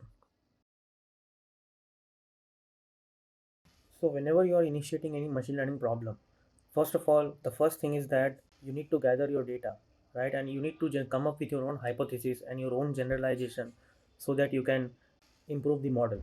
Okay. And suppose if the data is kind of trending in a very linear fashion, then you may come up with the hypothesis of a single line, which is like dissolving with the previous points, or which is like submerged with the previous point, right? And that is why this linear regression algorithms comes into picture. Okay, and why it is used in this domain? Because suppose if your model is actually showing a trend like this, right? If your model is actually showing the trend like this, right? So in this way you will be getting notified to your brain, you will send your notification that okay, I need to use the some kind of a linear line, right? So that it is actually like satisfying all my points. Okay, so that is why this linear regression comes into picture. Okay, so what is actually linear regression? So linear regression is just a statistical method so that you can hold a relationship between the independent variable and the dependent variable. Okay, and it predicts the continuous numerical and output value which is based on the best fitted line. Okay, real life example, you can see that you can actually use the prediction of house. Okay, forecasting sale, then estimating the student marks, right, in a class, or predicting the temperature, or predicting the salary. Wherever you will see that there is a linear trend, then the first algorithm should come up in your mind is linear regression. Okay, again, so there is a difference between the regression problem and a classification problem. This is a regression problem where my the target value is very continuous. It is not in a classified way, or it is not in a classes. I hope you'll get it right. So yeah, so this is how my data pattern should look like. Okay, and this is the loss function. I've written the loss function for yourself. Okay, now what does this loss function will do? So it is basically a mean squared error. Now what will happen in this one is that you are actually taking your average loss of your actual count of your target variable and whatever the model has predicted. Okay, and you wanted to take the square of it, right? So this is basically your loss function. The goal is to minimize the loss, of course, because as I told you in the earlier lecture as well, that as a machine learning practitioner you need to minimize the loss, right? And how will you actually minimize the loss? By tweaking the parameters. So you need to use a lot of parameters. You need to tweak it, update the weight, right, using the gradient descent function. By adding the regularization parameter, you will basically tweak the parameter so that once you will again test the model, so your loss becomes significantly lesser than the previous loss. Okay, and what are the accuracy metrics that you will be using here? So you will be using the R square and the adjusted R square, right? So like for example, as I've already written for you that what is R square. So whenever using any machine learning algorithm, right, there is a library which gives you everything. Okay, for now I'm just telling you theoretically to all the points, so that when I give you a implementation part of it, you will just write a one line of a code and you will able to calculate, right? So R square is what? R square is basically tells you about that how much your model is basically fit to your baseline. Okay, or how much your predicted hypothesis is basically fit to your data. Okay, and if it is like giving is something like 0.78, which means that it is actually fitting the 78% of the data. Okay, which means in this way, like R square it is used. Okay, so R square is basically measures how much variance in y explained by the x. Okay, and it is actually ranging it from 0 to 1. The formula for R square is very simple. It is like 1 minus the residual sum, right, which is like the actual sum and the predicted, like difference of actual and predicted value and taking the square of it. And this is basically the sum of total, which is like the difference of predicted value and then the mean of actual value and taking the square of it, right? When to use it? When you want to check the overall performance of your model. Okay, so suppose you train the linear regression model. So how will you test it? You will test it using the accuracy matrices, right? And one of those formula of checking your that how your model best fit is basically R square, right? And suppose if you are actually learning it with a simple linear classifier where you have only one feature, okay, then R square is best. Now suppose that you will actually increase the number of feature. Okay, let's say that you wanted to predict the weather. You wanted to predict the weather that next day, whether it is a rainy or whether it is a very sunny day. So, and earlier your data is only containing the pollution data set, or let's say the previous 2 3 feature. Now you wanted to add some more extra feature to yourself, and actually you basically build the hypothesis, and the data is actually showing the linear, so you basically build the linear line. You train the model, and on training the model, now in order to test it, now suppose if you're again using the R square, now that is the limitation, right? Because R square always increases whenever you're adding the more feature, so that will become the very useless part. So to overcome this R square, now that is why the scientist came up with the solution which is like adjacent R square.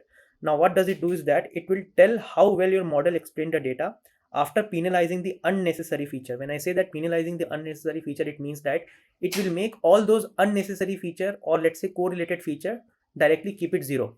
Okay, so again the question is like, did adding new feature improve the model or just artificially increasing the R square? Like for example, let's say x1 x2 x3, and then the R square value is 78%. Okay, you are getting the R square value. Earlier you have trained the model with this 3 feature and you're actually getting the R square value as 78%. Now you add some more noise and your R square value is 84%, right? So in this way it is very bad practice, right? Because here your R square value is good up till your feature is limited to 1 2 3 feature, but again if you increase the feature, then you better go with the adjacent R square value. Why this adjacent R square value? Because it will like penalize all those noise which is there into your data, right? It will not take that into consideration, right? When I say penalize, it will not like delete all the feature, but it will not take that feature into consideration in order to predict the accuracy of your let's say tested model. Okay, so again this is the formula, which is like n is the number of sample space and then p is the number of feature, right? And you wanted to decrease this feature. Again, final loss with the regularization, as I told you in the earlier lecture as well, this is your loss function, and you wanted to add some more parameters so that this will become your loss. So this is like your L1 regularization, this part, and this is your reach, which means like L2 regularization, right? And if you wanted to combine this regularization, it will become your in this way, right? You wanted to add some more parameter, right? So this is like elastic net. Just understand this keyword and glossary. That is more than enough to understand if you are actually learning the machine learning in a very corporate specific environment. I think these things are more than enough to understand these things, right? Again, like when to use. So suppose you think that there are too many features, okay, then you basically go with the L1 regularization. Like you want to you want some weight to become zero. You want your data set to be high dimensional. L1 pushes weight to zero, removing unimportant feature. Okay, and then again the L2, like so it is basically telling that when you should use which type of regularization. Okay, now suppose that if you're actually using the L1 regularization, where it will intentionally put this sum of this weight which is zero, which is like highly correlated, or it may be containing some noise. Okay, so in this way you should use the L1 regularization. Now suppose that when do you use the L2 regularization. L2 regularization you should use when you don't want any features to be deleted, or like earlier you were considering all those features to be you are actually completely ignoring those features which are like not correlated, or which is kind of a noise, right? But in L2 regularization, it is basically used in a very balanced term. Okay, so let's say that you if you want a very stable and smooth solution, where you wanted to consider every patch of it, that where you wanted to consider the every dimension of it, so that you can understand the data in a more magnified manner. Okay, then you should use the L2 regularization. So this is the way of all the keywords and glossary when it comes to the linear regression. So later I will train this linear regression in front of you, so that you will get it everything hand to hand practice. Now let's understand about the term which is like parameter and hyperparameter. Why? Because these two terms has been used a lot and a lot more frequently. But some of the practitioners are actually mixing these two words. You should not mix it. Okay, the parameter is simply means that once you are actually training your model, right, and every time your weight is getting updated at every epoch. Okay, so the continuous updated parameters, whatever your parameter, either it could be weight, either it could be bias, either it could be any of those coefficient. Okay, or either it could be your learning threshold or anything. Okay, whichever it is actually changing epochs per epochs, that you named as a parameter. Okay, and when it comes to hyperparameter, what does it mean? That hyperparameter is basically once it is already set, it is been set. You cannot like change it. For example, the number of epochs you set. So once you set, you actually set it. Okay, you may do a research before that how much epochs that you are actually you should use, or like how much, let's say the parameter that you're supposed to use, right? And let's say what learning rate you are supposed to use. So these you have already like decided with your peers, or by doing research or doing the hyperparameter tuning. Okay, so you come up with the best hyperparameter. But once you actually set the hyperparameter, then inside this hyperparameter, okay, whatever the changes had been done to the weights and the other things, right, that you named as a parameter. Okay, so that is there is actually a difference. So what is parameter? Parameter is like when it is actually continuously changing. Okay, continuously changing. And what is hyperparameter? Once you have already set, okay, you should not change it. Okay, it should not change it.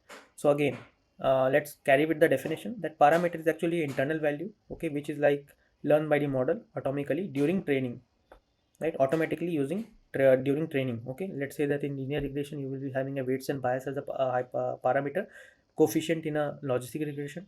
Neural network is like weights and bias, and then like let's say decision tree. Okay, so these are basically a parameter which is like keep on changing terms, right? And what is hyperparameter? So once you've already set it, so you should not change it. Like for example, the learning rate, the number of tree, the number of neurons in the neural network, the maximum depth of the tree, the regularization, that which type of regularization you should use, L1, L2, which regularization, like the number of neurons as I already told. So again, these are basically the hyperparameter. So it's basically external setting. Okay, before training. Again, some keywords, because keywords is very very important. Before training, hyperparameter, and while training, updation will happen. That is actually the parameter.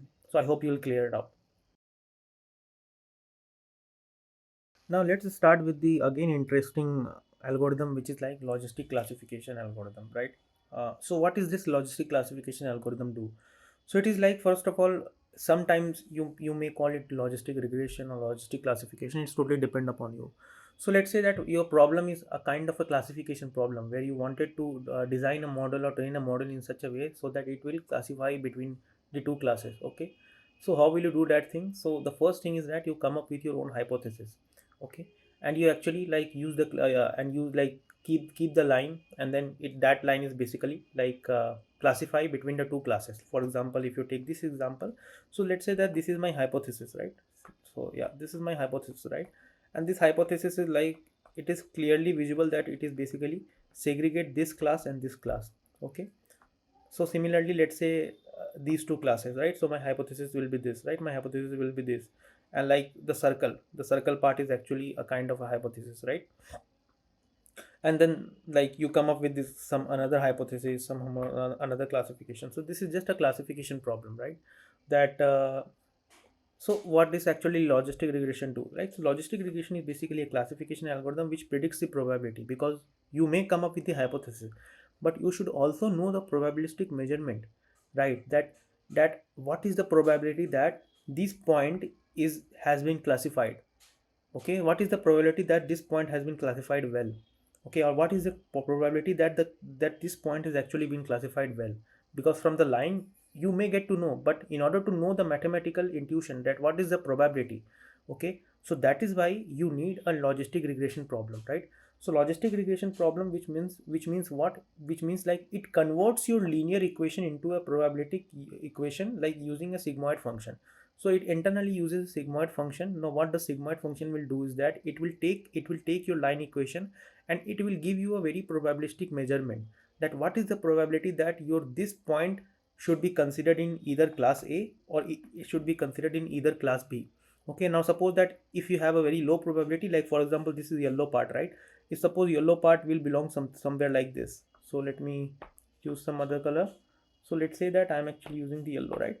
And yellow is actually somewhere belonging into this one, right? So this will be having a very low probability, right? Why? Because this is actually belonging to class B, but now this is actually come under the area or come under the family in family of class A. Okay, so this should give you a very low probability. So that is why in order to understand all this problem, this logistic regression has been developed, right? So where this logistic regression is used, email spam. So in order to detect whether the email is actually your spam or not spam, loan approval, whether a system should approve the loan or reject the reject the loan, right? Then like the disease classification, that whether a person is actually having a diabetes or not. So this is basically a binary classification, the two-way classification, right? Where you wanted to use this logistic regression, right? Where your data is linearly separable. Understand this, where your data is linearly separable, which means that you can actually separate your classification data with the linear line. Okay, if it is not a linearly separable, you should not go with the logistic regression problem, right? So again, I am already telling you, right? So this is basically my equation. Okay, so logistic regression will what it will do is that it will convert the probabilistic function. It will uses the sigmoid function, and sigmoid function will do something like this. So it is basically a very good sigmoid equation, where it is like 1 by the reciprocal of 1 by 1 plus e to the power minus z. And what is z? Z is basically your equation of line, as simple as that. So you put the equation of line here. Okay, and the graph will something look like this. So the graph will somewhere look like something looks like this, right? Where let's say that this is my probability threshold, and the range is like from 0 to 1. Okay, this is like domain is minus infinity to plus infinity, and based on that it will going to supposed to give you, right, something like this, right? See, right? So this is like will give you a very good probability, right? So the probability of this data and then the probability of this data, this is like completely S-shaped graph, right? So based on that you will get the probability, right? So it's very simple, that you get the equation of line, you put your model, like the equation of line itself is a model, right? Now you put your, let's say, testing data. Okay, and it will give you something, some analogy, that whether it should belong in class A or class B, right? Now if you wanted to understand that how much, what is the probability that this should belong from into a class A, or what is the probability that this should belong into class B, then you should use the sigmoid function for that, right? And again, if you wanted to find out the loss, so what would be the equation of loss? The equation of loss something looks like this, right? Which means that this is y, and then this is actually the log. Okay, now what does that mean? Now suppose that if you are actually predicting the probability of, let's say, class A, which is like positive class. So for the positive class, this equation will awake, because this will get 0, because if I put 1 here, right, let's say if my class is actually 0 and 1, and if the equation is already a positive, and my like, let's say the testing is already a positive, right? So this will already gives you 0, and then this will gives you a loss, right? And similarly, let's say that if my equation is, let's say, 0, right? If my equation is already predicted 0, right? So this will give 0, and then this will give 1. So now this will happen because this is the probability of belonging to some other class, right? Because if you wanted to like find out the probability of A and then probability of B, okay, if it is actually equals to 1, and if you wanted to probability of class B, then it is actually 1 minus probability of class A. The same thing I'm actually using here, right? So this is my loss function. This is my loss function. Okay, so for, let's say, for linear regression, you get some another loss function. For logistic regression or logistic classification problem, you get some another loss function. I hope you get it right. Now in linear regression, what we were actually like understanding the our already trained model, right? With the accuracy matrices that we were using is r square, adjacent r square. Okay, and we were using the loss function, which is like mean absolute error, mean squared error. Okay, we have actually used the term regularization in also, right? So these were the terms that we were actually using. These were the keywords that we were actually using in the linear regression, right? Now, when it comes to logistic regression, what we were using? We were using the sigmoid function. Number one. Number two is that we are actually using the probabilistic loss function. Number two. Number three is that what are the accuracy metrics that we are supposed to use? So we are supposed to use the accuracy, right? The precision, the recall, the F1 score, the AUC curve. Now, what is these keywords? We'll understand. Like what? Let's understand this keyword, right? So this is my confusion matrix will look like. Okay, it will basically tell that how much part of your data. So once you actually trained your model, then you will like pick up the points and you will fill this area. It will tell that how much part which is already true, and your prediction result is also coming true. So you filling it in here. Okay, because this is my predicted class. Okay, and let's say that if your predicted class is already 1, but your actual data is already 0, right? So it is what? It is my false positive, because this prediction is a very false, so it is getting FP, which is like false positive. Now suppose that if your prediction is, let's say, 0, okay, which means that that it is actually giving you a negative class. Okay, but it is coming, but the actual model, right, the actual data is already it should come into the positive class, so it is like false negative, right? Because it is my false negative way. And similarly true negative, right? So if your prediction is also a negative class and your actual data is also a negative class, so it is basically true negative, right? And if you wanted to find out the accuracy, so you can actually find out the accuracy by taking this two and then like dividing it everything, right? Now precision is what? Precision is like when you always wanted to test the accuracy. Let's say that suppose you trained your model, okay, and based on your thinking, your vision is that you only wanted to see that out of all the positive outcome, how many of them are actually positive. So in that case, it depends, like then you should use the precision. Okay, then you should always go for precision, right? Now suppose that when you should use recall. So when your problem is something like, for example, detecting the cancer disease, right? Now in order to detect the cancer disease, you should be very very cautious that which accuracy matrices that you should use, okay, in order to tell that whether your model is actually like good or not, right? So for example, let's say that again, let's say that 100 people, okay, 100 people is actually sick, and you actually trained your model. And let's say that the model is started giving you that 80% are actually sick, and 20% like the 20 people are actually not sick, right? Now in that case, if you wanted to test your model based on the accuracy matrix, you should always use recall, because recall is also known as sensitivity.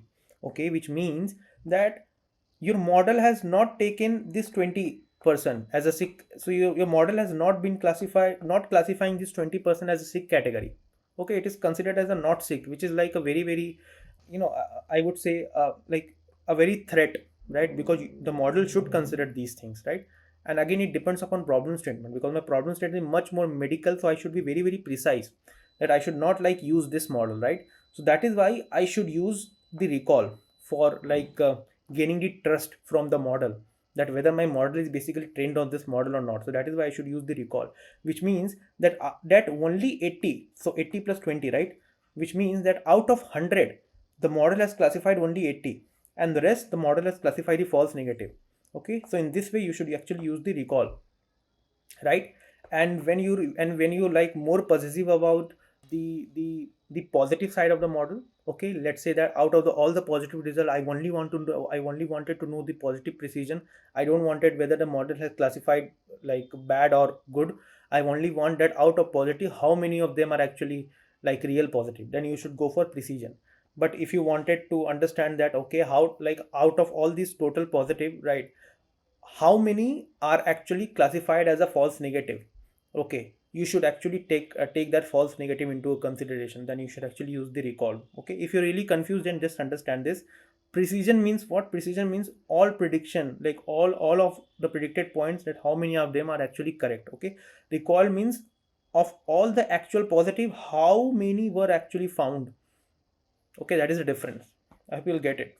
And F1 score is what? Score is basically the balance between the precision and recall. So you can actually say that F1 score is just the harmonic mean of precision and recall, which looks like this, right? So then there is something called as ROC and AUC curve. ROC and AUC curve will what will tell? ROC curve is like receiver operator characteristics. Now what will basically tell? So it will tell you the difference between the true positive rate and the false positive rate. Okay, now suppose that you are actually training the model which is detecting the corona disease. Okay, so in this way, you will basically, you have already set up the threshold. Okay, and based on the threshold, the model started giving you like whether it is a positive class and a negative class, right? So suppose that this is a model 3, model 1 and model 2. So model 1, model 2 and model 3. Okay, and you have actually like denoted. So let's say that if you're actually like using a threshold as 0.5, so you're actually getting this data, and then as you're actually like increasing the threshold, you will get this data. Okay, so what would be the best model? The best model is that which is covering all the model. So for me, like model 2 is the best model, right? Because it has a very good true positive rate, right? So I should go with this model, right? So this is where like ROC comes into picture. AOC basically tells you much more practically, if I say. So AOC is basically tells you the more number of AUC you have, which means like area under curve. So you have a better variance, like you have a better separation, which means like your line is basically separating from class A and class B very well. Okay, there is a gap. So that is why you should always go for AOC. So AOC means like it has the ability to separate the data. So if your model is actually having a good AOC, it means that a model is clearly able to separate the data between the two classes. Okay, so again, to like picture everything into one frame. So what you have understood till now, you have understood that how does classification work, what is the probabilistic measurement, what is the loss function, why you should use the loss function. Then again, what is the accuracy matrices, you have like used about the confusion matrices, the precision, the recall, the AUC curve, the ROC curve, the specificity, and other thing, right? So in this way, you basically use these things, right? And again, here also you can actually use the regularization, your L1 and L2 and all these things. Okay, that basics is common. Okay, only equation is changing based on your hypothesis and your problem statement. Okay, so let's start with decision tree. Okay, so let me tell you the purpose of like why we should use the decision tree. So let's say that whenever you want the interpretability in your model, okay, or let's say your model, if you represented your model and model is like not linearly classified, or let's say that if the model is containing the multi-level class, okay, or suppose if your problem is a regression problem, okay, and in that case, suppose as a user you wanted the interpretability, that how actually the model is thinking, okay, and like how the decision is actually making, okay, how the model is actually making the decision. So in this case, you should probably go for a decision tree approach, right? And decision tree is like it's more often used in a lot of machine learning algorithm, because your data size is actually a very big, okay, in very big set of data, it is always a very low probability that you will separate the data. If it is a classification problem, you will separate the data using a single linear line, okay, because your data might have contain a lot of different classification. So in that case, decision tree is a very good approach. So some terminology that it actually contain the root. So the tree has a root, the tree has a leaf, and the tree has some branch node, and these are actually the connected edges of the tree. Okay, and again, some other thing is that like what is decision tree? So decision tree is a model that split the data set into a small group based on the condition, and it behaves as a flowchart: ask questions, split, reach the final destination. So it's just that suppose if you wanted to go for a restaurant, right? So which restaurant to go? Okay, that is actually the decision part. So as a person, you will choose the restaurant which is like nearer to your house, which is affordable, and which is very convenient according to your food choice. Okay, so then you come to at particular decision. So there is a three layer of condition that you have actually applied in your brain, that this is my condition 1, this is my condition 2, and this is my condition 3, and based on that you arrive to a conclusion that this is the restaurant A that I wanted to visit. Okay, the same thing you wanted, the same thing like you want actually the model to behave in the same persona. Okay, so again you have a data set and actually you will be splitting the data set. Now how does the data set look, right? So let me take very simple example. So let's say that if you wanted to construct or make a model which will classify that whether your incoming mail, so you as a receiver, you should make a model that will basically classify the email as a spam or the email as a not spam. Okay, so how will you come to the decision? So let's understand about the data. So data, the earlier data that you have already collected, you have a email size. Okay, then you have a number of links. It has an offer, like whether the data has the keyword like offer, whether like the data has something like as a receiver, so as a sender reputation is like whether the sender is actually sending the data in a very frequent manner, low manner, or like a medium or very low. Okay, so these are just a frequency, and based on that you wanted to arrive at the conclusion that you wanted to classify that any incoming mail in future if you'll got, okay, then in future if you will get, right? So whether it should, whether your model should classify it as a spam or a not spam, so that is very important, right? Then again, so decision tree is basically used for both classification and regression problem. Just take it in your mind. Then again, this is actually the regression problem, right? And both are actually the supervised learning. Why? Because it has actually a label. Okay, so it is come under the category of supervised, right? And this is actually the classification problem, and this is actually your regression problem, correct? So up till this part, I think there should not be any issue. Then again, where is decision tree used? So decision tree is like whenever you have a multi-class classification, you go for a decision tree. Whenever you have a binary classification, you also go for a decision tree. Whenever your data set is like non-linearly separable, because it is very easy to separate the data set when you have a two class, you just draw a linear line and many different hypotheses, and you will make a model out of yourself, right? When your data is actually not linear, right, then also go for a decision tree. Then whenever you have a regression set of problem, again go for a decision tree. So how will you actually arrive at a decision? Let's try to understand this, right? Then we will come into this glossary part. This is very easy. So again, let's say that you wanted to make a route. Okay, so for now, make a decision tree where like your route is basically your email. Okay, so for now, you consider yourself that based on the email size, the email length, I will be deciding that whether it should go to the left of my tree or whether it should go to the right of my tree, right?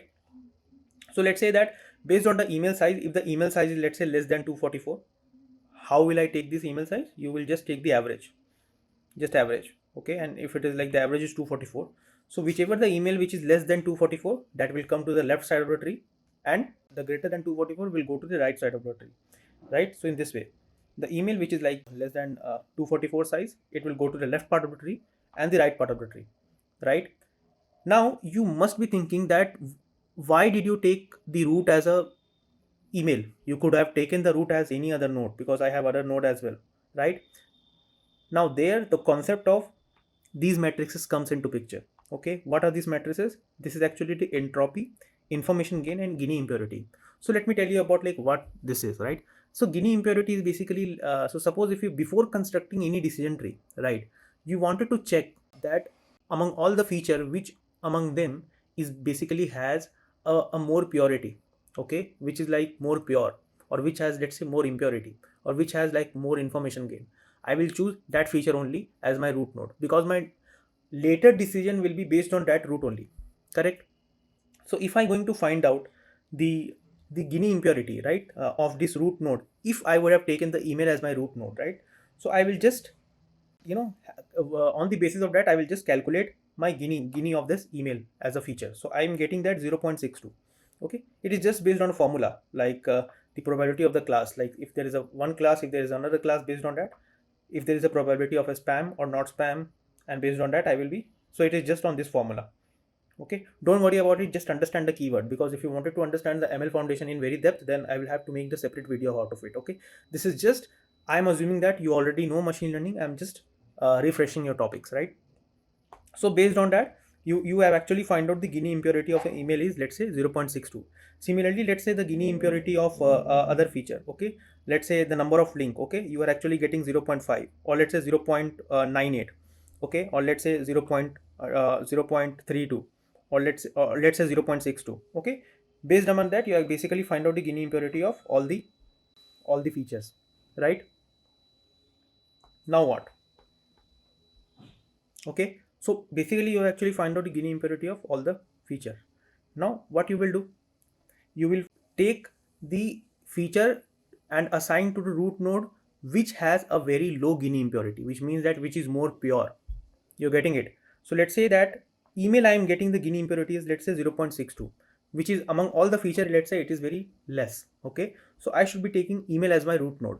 So as my root node is email, so now my later decision, whatever it will be, okay, it will first check the length of the email, that if it is less or greater, I will be segregating my data according to that decision, according to this decision, right?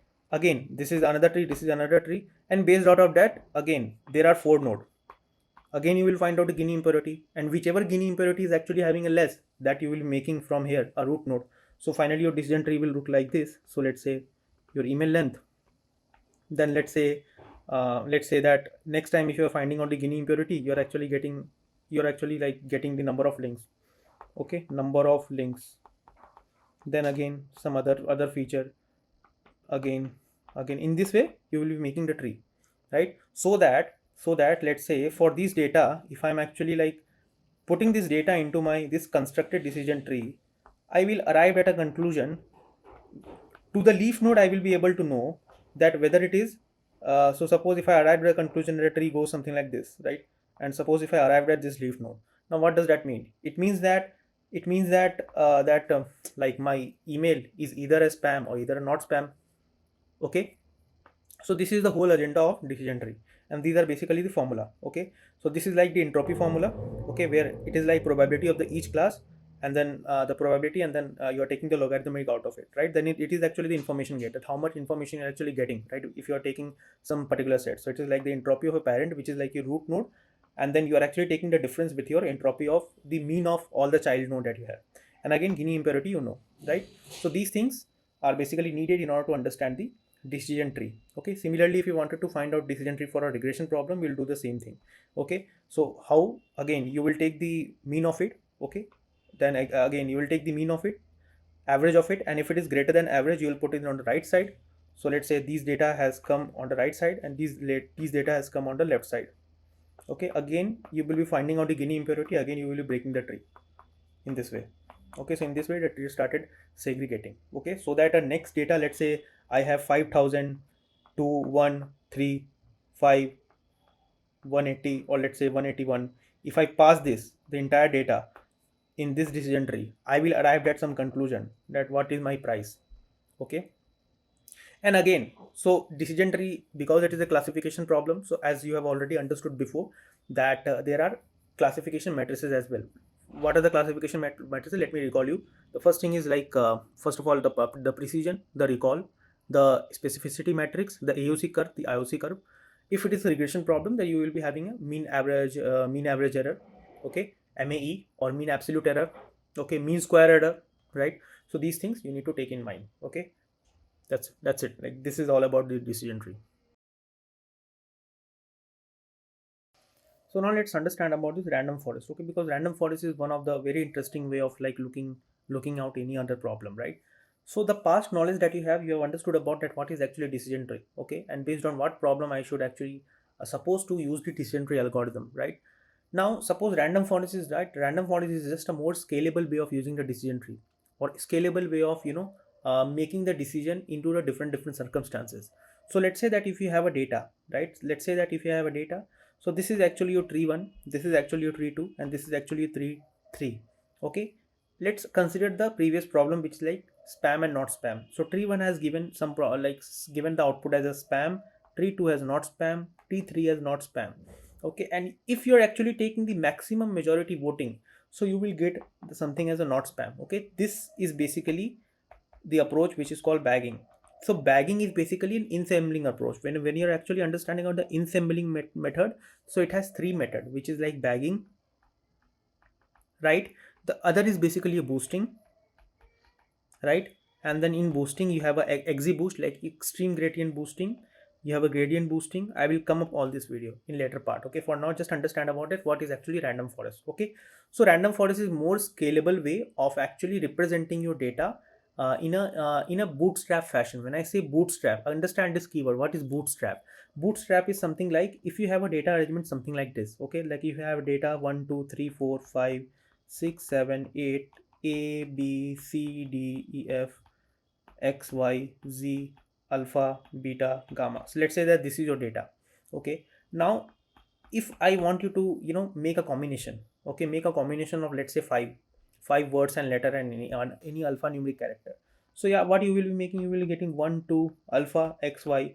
Then in next one you will be getting 3 4, again with repetition, 1 2 XY. You will be getting another thing like F E, let's say any random beta gamma, and then 5. Okay, so and let's say another repetition. So you will be making so many number of data. That is called the bootstrap way. Bootstrap is like you're actually reusing the data with the repetition, or it's depending upon you. If you're not using repetition, that is also fine. Okay, so this is basically size 5, size 5, size 5, size 5, size 5, and so many things you actually make. Okay, and so many data that you are already generalized. Okay, you wanted to make a random forest of this data, and once you actually make the random forest of this data, now your data has become much more you know augmented. Okay, because in image processors you understand about the augmentation tree, right? The same thing, like your data is basically augmented. Your data is basically scaled down into the different approach with with repetition, not a repetition and other thing. Okay, so that it becomes more generic, so that you actually reduce the overfitting, right? So again, why it is called random forest? Because each tree is basically trained on a random sample. Okay, or let's say bootstrapping sample. Bootstrapping sample is the same process that I have already told you, right? You wanted to make the bootstrap combination of the data. Okay, then each split inside the tree look like a random subset of a feature. Okay, now this actually randomness, it's a more diverse tree. It has actually more powerful averaging, so it will be having a very stable prediction. Correct? And everything has the same thing. Okay, just understand it is actually using the bagging approach, which is like maximum majority voting. So let's say, suppose these many tree I have, right? 1 2 3 4 5 6 7 8 9 10 11 tree, 12 13 tree I have. Okay, out of 13 tree, right? So I will be passing my testing data, and let's say that out of 13, I am getting like more than 10 tree are actually showing it yes, it means that it is showing as a spam category. So I will be taking as a spam. So my final answer would be spam. Okay. In this way, I will go with the maximum majority voting, which is like bagging, right? Again, so what is random forest? So random forest is like how it works. Sample a row with the replacement. Okay. Then build a random tree. Okay. And then it is actually based on voting average precision. What is the advantage? Big data friendly, reduce the overfitting as I told you, and then no need of scaling is needed. Okay, because if you're actually using the random forest, it is data is already segregated and scalable. Then again, real life use case, spam detection, credit, medical diagnosis, and so many things you can actually use that. Disadvantage, yes, there is a one disadvantage, is that because it needs more compute, so it is a bit slower, right? But it has some pros and cons as well, right? Evaluation matrix, all as same as before, that average precision, recall, F1 score, AUC for regression problem, MAE, MSE, RMSE, R square, adjacent R square is also there, right? Just understand this keyword, guys, because these things are very, very important, right?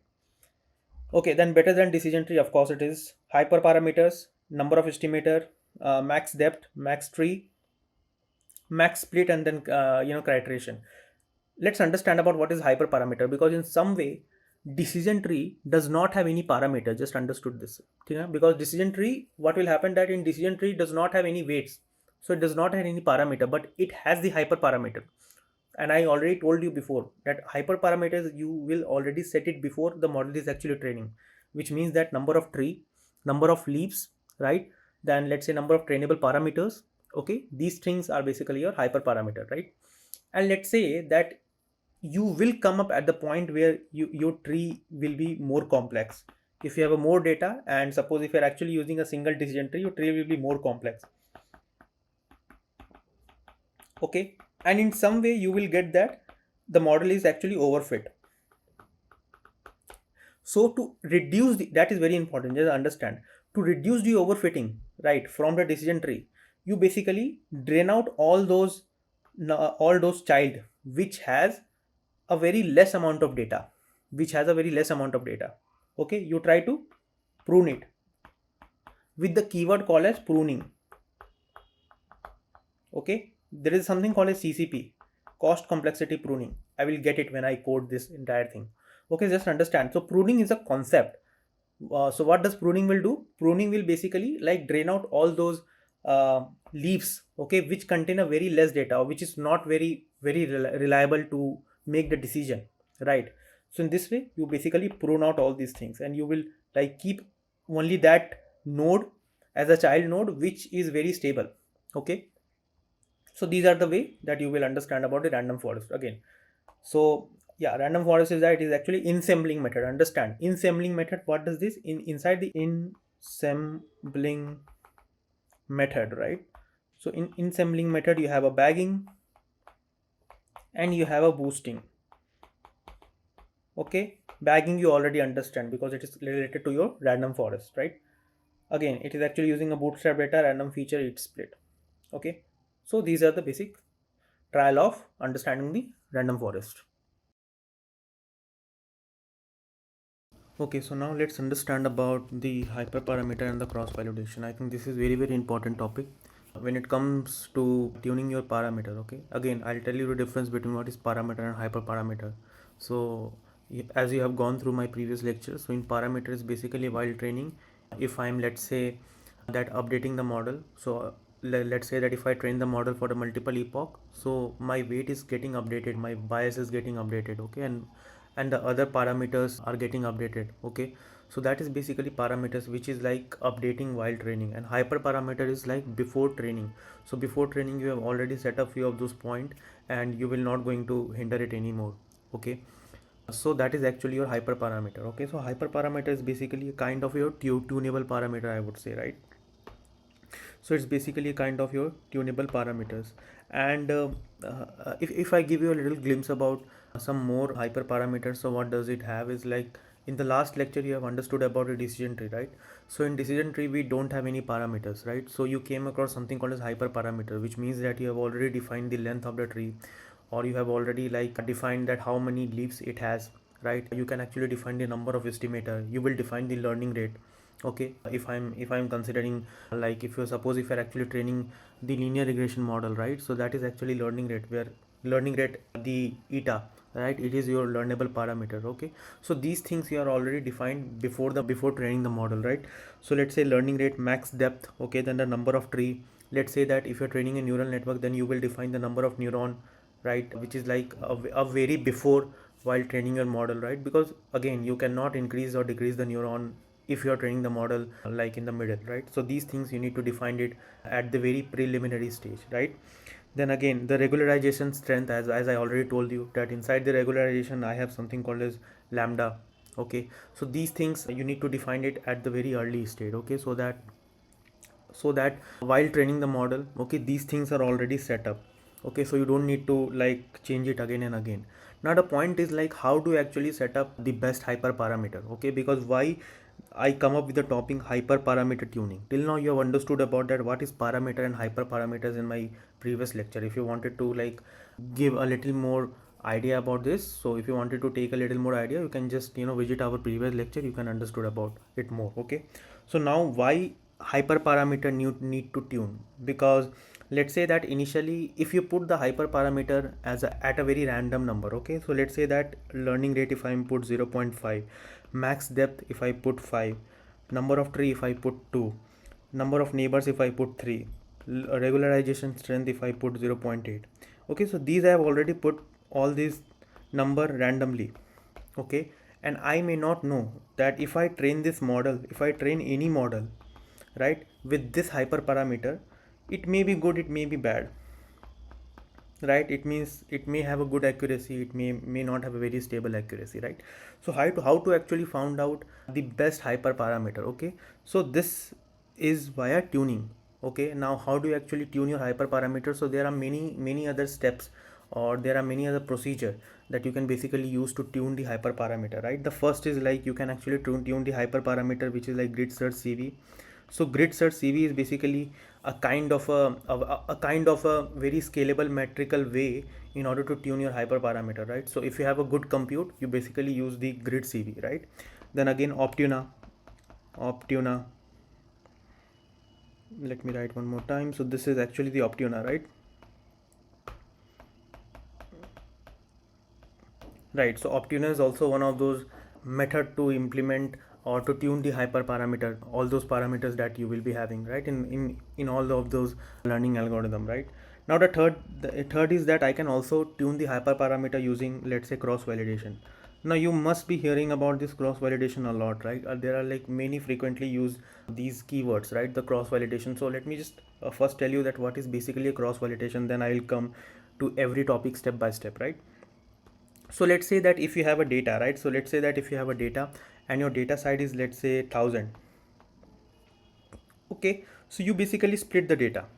Okay, so till now, like any machine learning practitioner, what it will do is that it will going to split the data into, let's say, 80-20 ratio, or let's say 70-30 ratio. So let's say if you're actually splitting the data into 80-20 ratio, right? So this will become your what? This will become your training set, right? And this will actually become your testing set. Correct. Now tell me that if I have this training set, so this is my, let's say, the data of 80 strength, of the strength 80 as a ratio, right? Now suppose that of this data you wanted to segregate something, right? You wanted to segregate some part of the data which is like completely unseen. Whenever you're actually training, whenever you're actually like testing your trained model via, let's say, validation data. So validation data is something that it is basically a subset of your training data. Okay, so let's say that it is basically, let's say, 60 and this is actually 20, right? So what is the ratio now? So this 80 is basically your training data, right? 80 is basically your training data, 20 is basically your testing data which is completely unseen, right? Now let's say that you basically trained your model on this data, right? So you train the model, right? Now this is your, let's say, .pt model which you have already trained it. So this is, let me define it as model, right? Now on this model, let's say you wanted to test it. Okay, so before testing it, you wanted to test it using some subset of your training data which is like validation data. Okay, and what is the strength of validation data? 20, right? So you wanted to test it, right? You wanted to test it using validation data, correct? So you will be testing the trained model using this subset of your training data which is like your validation data, and then you will get some score, right? Now what is the purpose of cross validation here? Okay, so cross validation is nothing but it is just that you are actually dividing your training data, okay, into the multiple buckets. So when I say that, like, suppose if I define cross validation as k is equals to 5, now what does that mean? It means that whatever my training data would be, so I will be dividing each data into five subsets, like 1, 2, 3, 4, 5, right? And on this 5, so let's say if I define as cross validation as 5, right? So how many possible way, I can, so I can, how many possible way that I can actually take out the validation data? So this is the first way. Okay, I can keep it as v1 and then these are basically the rest of the training data, or I can actually put this as my v1. So let's say 1, 2, 3, 4, 5, I can put this as my validation data, right? This is actually v2, correct? Now I can put this as my validation data, 1, 2, 3, 4, 5, right? So let's say that this is my validation data, v5, and then in next step, let's say this is your validation data, this is your validation data, right? So these are basically what? These are basically your validation data, right? Now why it is actually needed, right? So it is needed in order to compute the cross validation error, right? Cross validation error. Now come to the above topic that I have already told you, that what is the relationship between the hyperparameter tuning and a cross validation error. Let's say that initially you have already defined this hyperparameter as this number. Okay, so let's say that you have your model, okay, and you have your hyperparameter, because I have already told you that you need to define your hyperparameter before training a model, right? So this is your hyperparameter, right? And what was present in your hyperparameter? It is like number of tree, what should be learning rate, LR, what should be the neighbor, right? Then some other thing like what is the regularization strength, right? Regularization strength, RS, and anything depend upon like algorithm to algorithm, whichever algorithm you are actually using, right? So let's say these are actually the hyperparameter. Okay, this you have already set some number, so let's say 0.5, 0.6, 2, and then 0.7. Okay, these are the number you have already set, and then you have basically trained your model. Okay, now what will happen? Now what is the purpose of cross validation here? Okay, so I have already told you that you have actually divided it into the five like subset of data. Okay, this is your first data, this is your second data, this is your third, fourth, and fifth, right? Your actual trained data, right? So let's train our model on this first data. Okay, so let's say let's train the model on first cross validation data.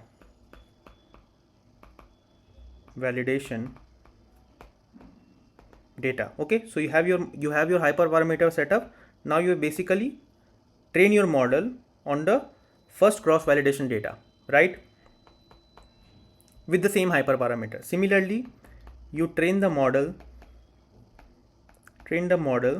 on, let's say, second cross validation data.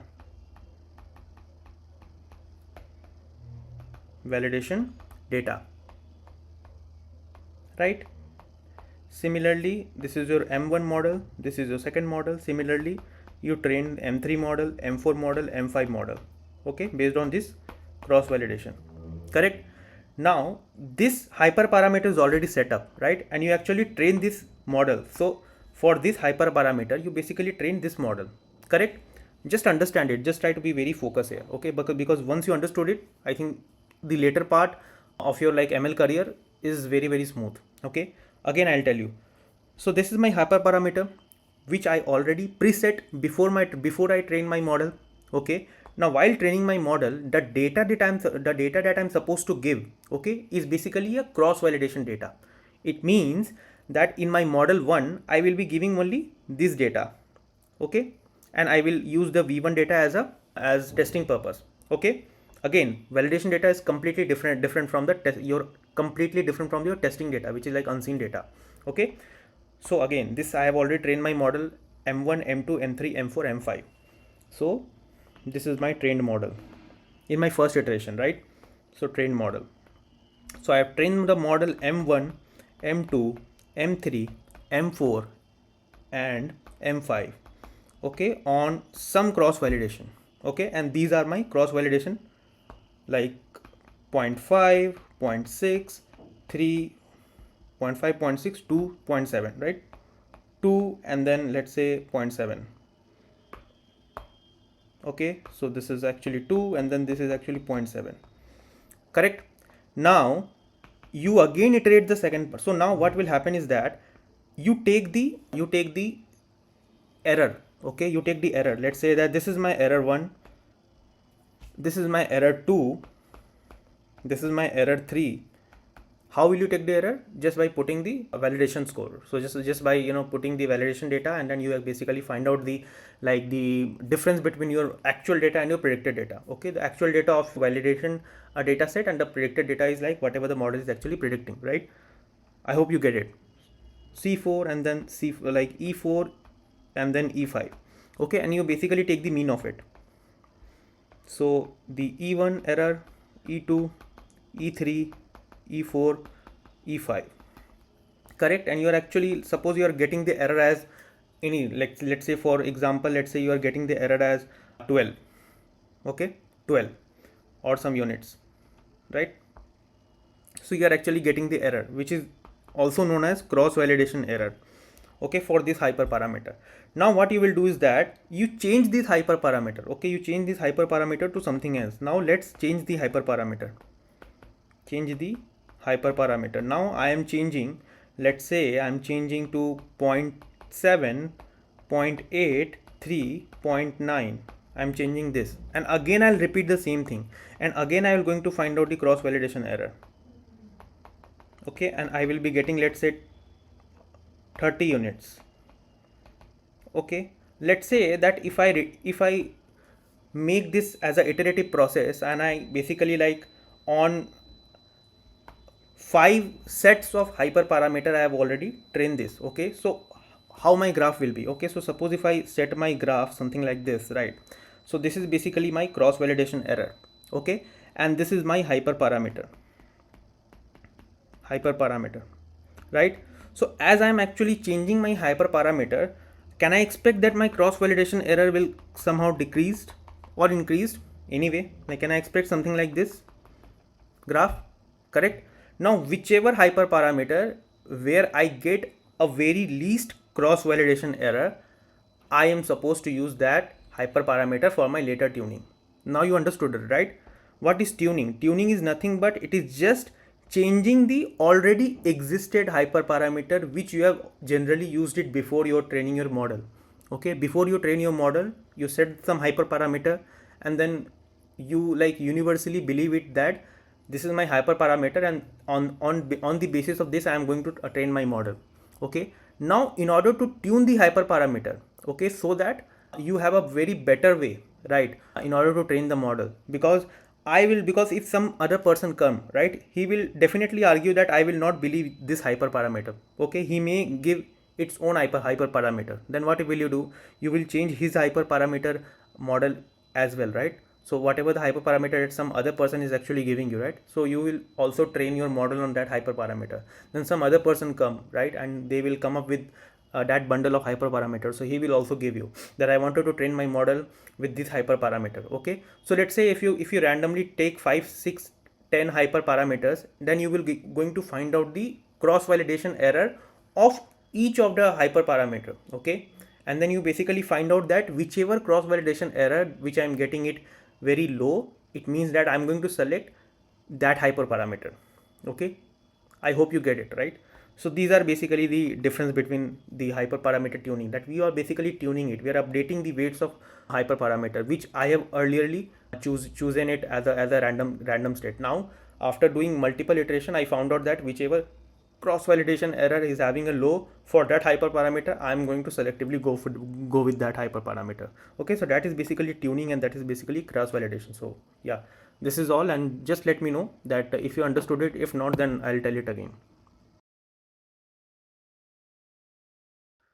Now understand the next algorithm, which is like boosting. Okay, because boosting is like, I would say, a lot of machine learning practitioners are these days are actually using the boosting, because this is the most powerful algorithm, and it is actually used for both classification as well as regression.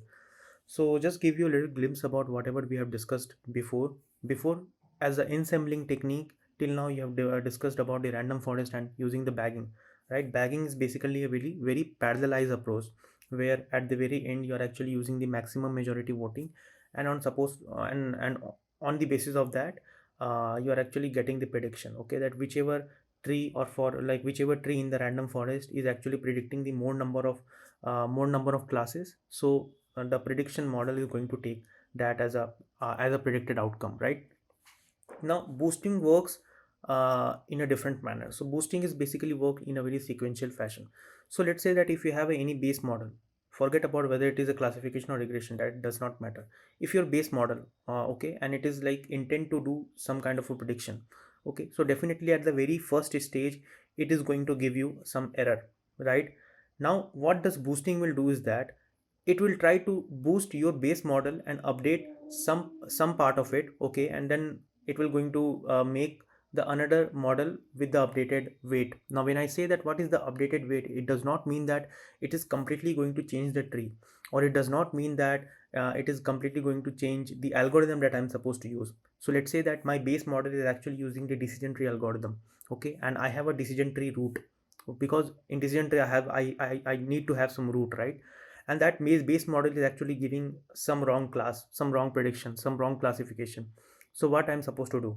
Okay, so on the same model I will be using some kind of a boosting weight updation, okay, in a way so that the next model that it will going to predict, okay, the next model it is going to predict, that prediction is somewhere the margin of error of the next updated model, okay, is actually low, okay, and because it also contain error, right, then again we boost the second model, and then we make the update something, we try to update something, and then we will get the third model, okay. And similarly we will we will process the boosting model until it comes at the very early stop, okay. So early stopping is basically a process where it basically led your model to not overfit, okay. That is why you basically do the early stopping, right. So what is boosting? So boosting is some kind of a ensembling technique. Again, just understand the glossary, just understand the concept, okay, because this is very like in-depth topic, right. So I'm assuming that you already know machine learning before, okay, so that you could able to understand it and in a very freshly manner, okay. So I'm just refreshing your topics, right. So again, boosting is basically your ensembling technique, okay, where it has many weak model. Now when I say weak model, what the weak model means? Weak model is basically known as a stump, okay, the stump of the tree. So let's say the tree which is having, let's say, a root node which is having only one signal, like one children, right. So it is directly connected to your leaf node, okay. So this tree is actually having the length as one, okay. So this is called stump one, right. This is stump two, this is stump three. So similarly, let's say you have a 20 stump, which means that you have a 20 weak learner, correct. Now let's understand. So why it is called boosting, okay, because you have some base model. So let's say that you have a training set, correct. Now with your training set, you are going to take some subset of it, you train your model, okay, you train your model and you get the model and you get some accuracy and get the error, okay. Now whatever error that you are supposed to get, right, now what you will do with that error, okay, you are going to make the another subset, okay, because let's say that you actually train your model on the weak learner or your stump, and you are actually getting the prediction, okay. Now for whichever data you are getting the false prediction, right, so the next model that you are training, right, so before training the next model, the data that you are supposed to use, okay, you are supposed to use that data which you got the error before, so which you are getting as a false prediction, okay. You are supposed to use that data which you are getting as a false prediction, because the correctly predicted data you are not supposed to use it again and again, okay. You try to improve the model accuracy by boosting it, okay. And how will you actually boost it? By actually giving the data which has actually given you a very false prediction, okay. It is something like this. So let's say that you are a teacher in a class, okay, and you have a 50 students in your under you, right. Now let's say that out of 50 students, let's say that some of the students are having a very less margin of error in the examination, so you won't give much attention to that student, okay. Your task as a teacher is that you will give the attention to those students which has the very margin of error a little higher, okay, which is like which you might think that he or she might fail, okay, if you cannot guide them, okay. So you are actually neglecting all those front bencher or so-called topper student, and you will go and assist all those students who actually need your assistant, okay. So in a way you are actually boosting, okay, you are actually boosting the entire strength of the class, right, by explicitly looking to the weak learner, okay. So that in this way you can actually like improve the strength or the result strength of the class. The same way the boosting will work, okay. So again, let's come to the topic.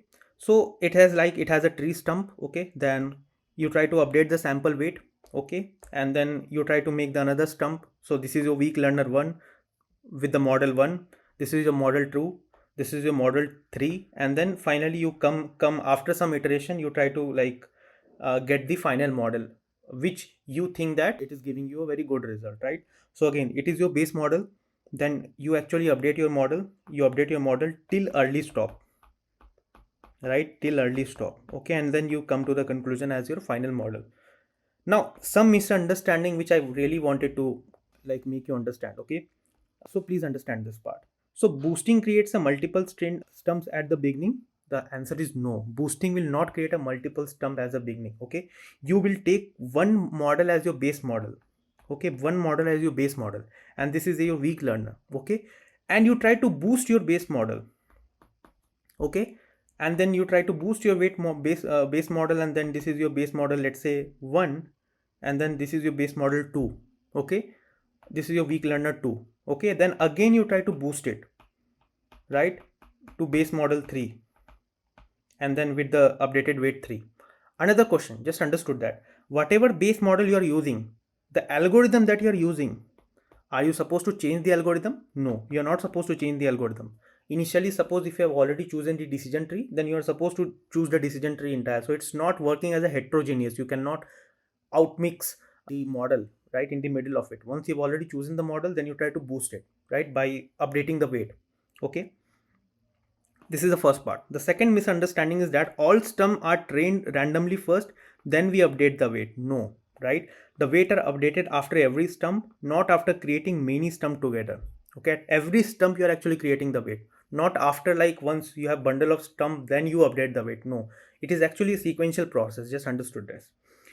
Then boosting checks how many stumps are misclassified in a sample. It is basically incorrect because boosting does not check the group of stump. It only check the current stump, right? That is why it is actually sequential fashion. That until and unless if I improve the current stump, I will not move to the next stump, right? Then again, boosting train separate independent tree. It's not. It's a sequential process. Boosting uses a different type of model. Heterogeneous? No. Suppose if you're already using the decision tree, then you're supposed to use the decision tree as well till the early stopping, right? Then boosting basically increases the weight if most stump misclassify a point. Nope. Understood this. Boosting only care about the current stump mistake. Again, right? Then again, boosting randomly decides the root feature. No. Okay. So yeah, so it will not going to randomly decide you a root feature. Then again, boosting gives same weight to all the stump. No, it's not. The weight is getting updated based on the whatever the prediction that you're using. Okay, suppose you're getting the very bad prediction, then you try to increase that weight. Okay. So again, just understood this part. Yeah, this part like parallel tree. So in bagging, there is a difference, right? In bagging, you're actually using the parallel tree. In boosting, you're actually using the sequential tree, right? In bagging, there is a random sampling. In boosting is a weighted sampling. In bagging, you basically reduce the variance. Variance, understand what is variance? Variance is basically the distance from your mean, right? If your mean is actually zero, so variance is basically like how much data is towards the mean, okay, and how much data is like separated by the mean, right? It basically reduces bias. So bagging is basically the base algorithm of like bagging is that random forest, right? When it comes to boosting, it has two way. It has ada boosting and xg boosting. Okay, now what does this have, right? But before that, just understood this, as I already told you before, that how long should we boost it? Okay, will it not overfit? Because suppose if someone come and tell that just boost your base model till it reaches 50 or 70 state, okay, it will not work like that. Okay, you will do the early stopping. What is early stopping? Again, this is the keyword. Understood that? Okay, early stopping is when your training error is low and your validation error is high. Okay, that is the point that you should basically stop, otherwise the model is basically overfit. Then again, limit the number of weak learner. That how many weak learner you are supposed to limit. Okay, you need to just limit the number of weak learner in the I'll show you in the code that how many weak learner that you're supposed to use. Okay, so weak learner is basically a kind of your hyper parameter, correct? Because these things are already you are actually defining it before the training, right? Then again, you should use the adaptive boosting when let's say you have a 550 to 200 learner. Okay, so suppose if you're actually taking the 50 to 200 learner, weak learner or the stump, then you basically use the adaptive boost. And suppose if you have a good compute, right, so you should use like, and suppose if your weak learner is 100 to lying between 100 to 600, then you should use xz boosting or light gradient boosting method. Okay, so more tree is not always better. I just understood it because as a very initial part of your machine learning career, if you think that if I increase the number of tree, it will also increase my accuracy, it will not increase your accuracy. It depends upon that how much precisely you have boosted. Okay, and how much how much precisely you actually take control of the weak learner, okay, the weak student. So that will going to increase the efficiency of the class. Okay, that will going to increase the efficiency of your result as a teacher. The same thing will happen in this way, right? So yeah, so what is basically weak learners? Weak learner, which means that if your depth of the tree. So for now, consider that I am actually using the boosting algorithm for a decision tree. Okay, you can actually use the boosting algorithm for other purpose as well, right?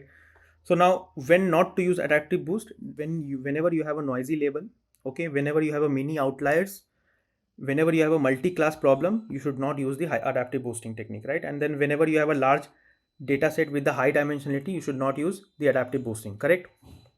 Then let's understood this part. What is actually gradient boosting, right? Gradient boosting is, so again, boosting, how many type it has? It has actually your adaptive boosting, your actually it has gradient boosting, right? Or the light gradient boosting method, right? So when you should use the gradient boosting, when your problem is basically complex, right? When I say that where a problem is complex, which means that it has more number of stump. It has, let's say, the stump lying between, or the weak learner lying between 200 to 600. Just understood this way, you are actually again in a you are actually a teacher of a class, okay? You handle, let's say, 50 student, right? So out of that 50 student, let's say only 10 to 5 student is basically a weak, then you will go with the adaptive boosting, right? Now suppose that out of 50 student, more than 50% of student is already weak, then the margin is very high, right? Then you should use and go for some best boosting method, right? So you should basically go for some gradient boosting, right? So it is basically uses the approach of gradient and other things, right? So the mathematics part I will cover it later, because it is just a ML foundational course, that's why. Right, whenever you have a high dimensional data, you are actually dealing with the real life business data set, then you should, then you, whenever you have a very complex relationship between the feature, then you should use the gradient boosting. So till now I'm guessing that you have understood about what is boosting, what is the sequential fashion of training and model, okay? What is early stopping, what is the type of boosting, gradient boosting, adaptive boosting, when should you use as a machine learning practitioner as a adaptive boosting, and when should you use the gradient boosting. Okay, I hope you clear it. Now, what is the scenario again? This is actually the adaptive boosting, gradient boosting, data cleanliness, best for cleaning data, best for noisy data, complexities. If your pattern is very simple, go for adaptive boosting. Otherwise, go for gradient boosting. Let's say if you have a non-linear pattern, right? Then training, again, this is actually faster, right? Because you have a very less weak learner in adaptive boosting. It is basically slower. But if you have a good compute, go for gradient boosting, right?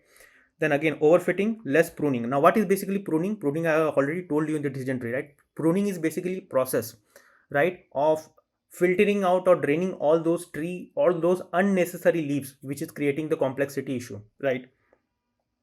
Then when it comes to loss function, it is basically exponential loss. It is like any media differentiable loss, right? Then task, mostly binary. And if you have a regression problem, binary problem, multi-class problem, go with gradient boosting. So adaptive boosting is basically whenever you have a let's say mostly binary set of a problem, okay, you should actually go for adaptive boosting. Model stability, unstable with outlier, and then more stable. So till now, whatever we have understood, we basically figure it out that if we have a good compute, we should definitely go for a gradient boosting, right? So these are the little glimpse of the boosting. I hope you understood. Okay, just let me know if you have any issue in the comment section, so I'll definitely revert it back.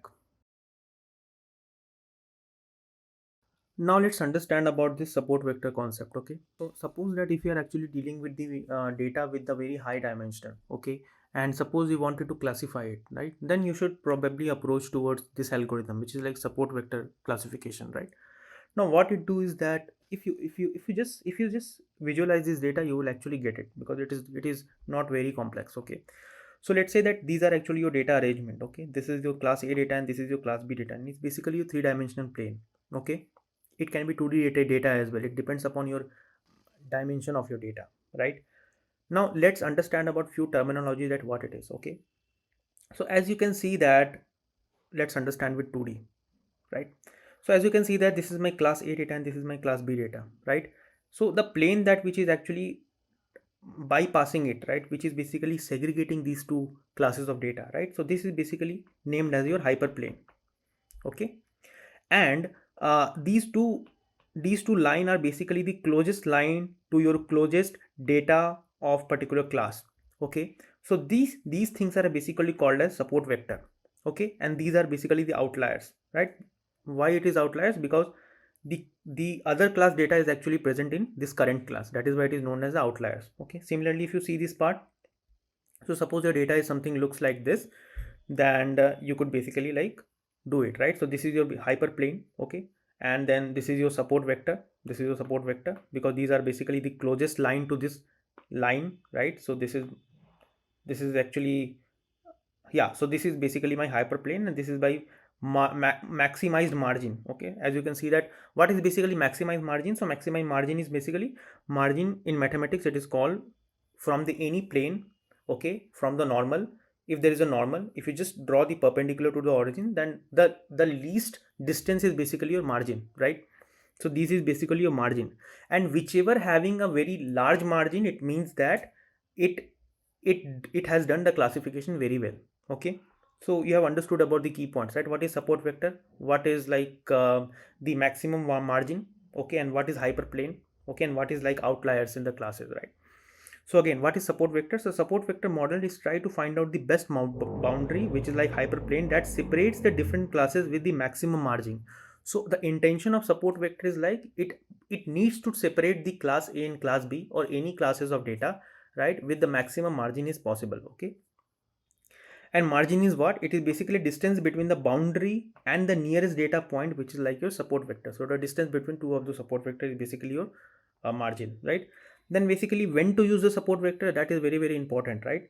So when the data is not too large, right? If your data is not too large but your data is high dimensional, just understood it, that where will your data is having a very high dimensional, right? Suppose that if you're actually creating a face recognition algorithm, okay, in any of the face recognition model, right, which is the part of computer vision, right, you will see that the face embedding is basically not a one dimensional embedding, it's not a two dimensional embedding, it's a multi-dimensional embedding. If you're dealing with the text based data, it is actually multi-dimensional embedding, right? So similarly, if you're dealing with these kind of a data where the data set is not too large, right, but the dimension of data set is very high, right? So in this way you should actually use the support vector machine. Now there is one more point, just understand that what is kt is basically a kernel trick. Okay, so kernel trick is basically a mathematical function, right, which will try to increase the dimension of, let's say, 2D space to 3D space, from 3D space to 4D space, correct? So this is basically a kernel trick. So kernel trick is basically a function which looks something like this, so that if you pass any one dimensional data, okay, it is going to classify into the multi-dimensional vector. Okay, so that once your data is basically like organized into the multi-dimensional vector, it is basically easy for your hyperplane to divide the data, okay, which is not very possible if the data set is very concrete to a very low dimensional. So the more number of dimension you have, the better visibility you have, okay, and there is a better comfortability for, let's say, hyperplane to basically segregate your data, right? So that is the like main motto of support vector, right? And then why actually the support vector is special? Okay, because it uses the support vector not all the data points, only the most critical points that define the boundary, correct? And it is very robust, it is a highly generalized ability, right, because it's basically generalize your data into the multi-dimensional space, right, using the process called as kernel trick, right? Then it is actually great on small to medium data set, right? Small to medium data set with high dimension. Okay, in the low dimension is okay, you can also like operate this classification algorithm, right? Now what is the meaning? So again, so if you see kernel, right, so kernel is basically, there are a lot of kernel, as I told you, right? Kernel is basically, there are a lot of kernel where you wanted to like use gamma is like, it's basically a kind of your hyperparameter, right, which basically defines your decision boundary in the support vector. Okay, then similarly degree of the polynomial kernel, so in the kernel trick I have already show you, so these are basically a degree. So the more number of degree you have, so the more number of dimension you have where you wanted to generalize your model, right? So these things. Then again, types of support vector, just understood about types of support vector. So it has a linear support vector, you have a non-linear support vector. Linear support vector means, which means that your data is completely organized in a linear way. Okay, and non-linear support vector where your data is not very, like your data needs to organize into the non-linear way, which means that it needs a dimension. That is why you actually using the kernel trick. So kernel trick is basically a function, right, which will like take your data and then just make this data scalable to their high dimensional figure space, so that it is basically easy for your hyperplane to derive the distinction between the different classes, right? So that is why. Then you have a polynomial, you have a sigmoid, and these are basically the kernels, right? What are the accuracy metrics? It's very common. So suppose if you're actually using the classification model, then the same accuracy matrices that I already told you in the previous lecture. So you have a precision, you have a recall, you have a F1 score, you have a AUC curve, you have a ROC curve. So these things will not going to change, right?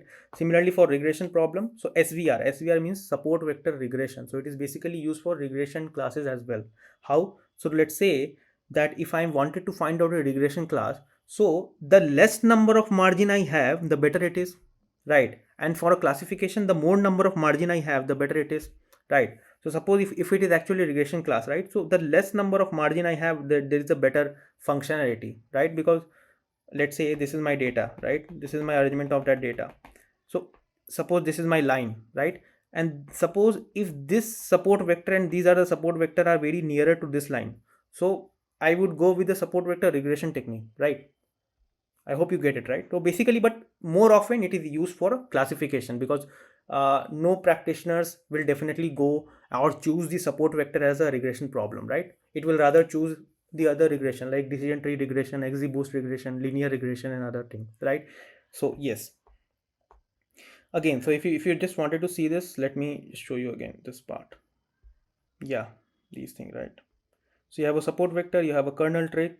Okay, when to use support vector? Whenever you have a high dimensional, whenever you have a small to medium data set, the same thing, right? Whenever you have a clear decision boundary.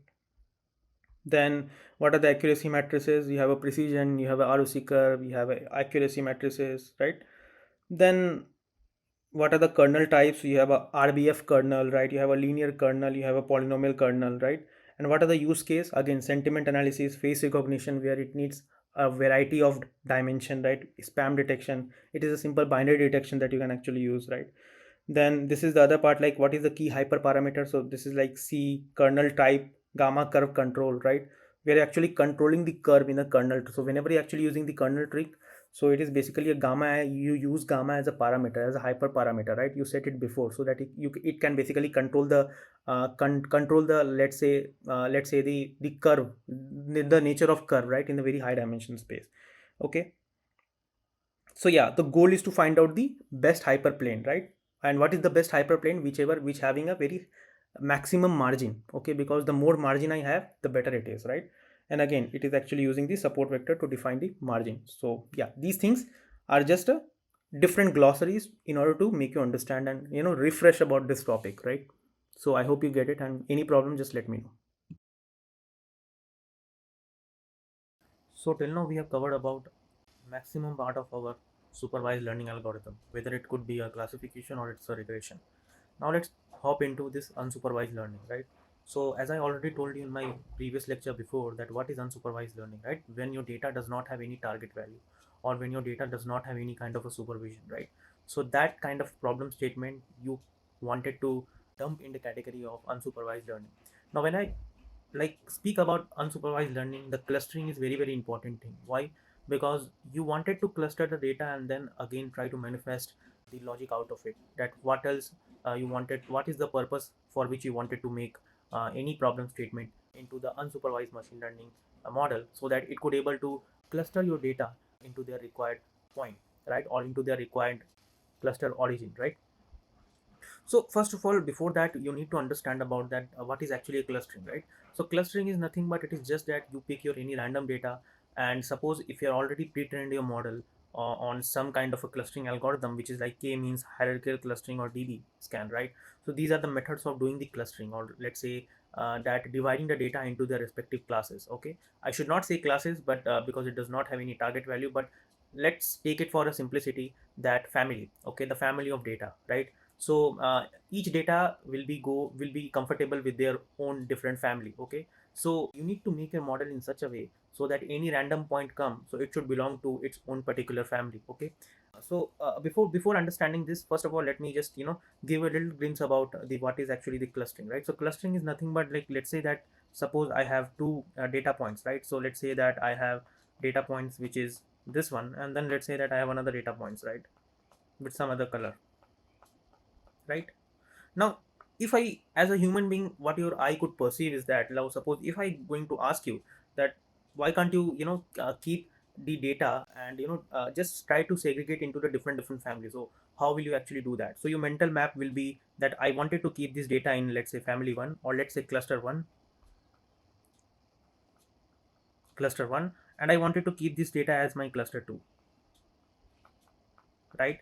Similarly, as many data that I'm supposed to like throw it here, and if it does not belong to any of these two clusters, so it will belong to any cluster 3, okay? So in this way, this is actually basically the unsupervised way, okay, that you are actually perceiving it, right? And then you try to like divide it into the different cluster.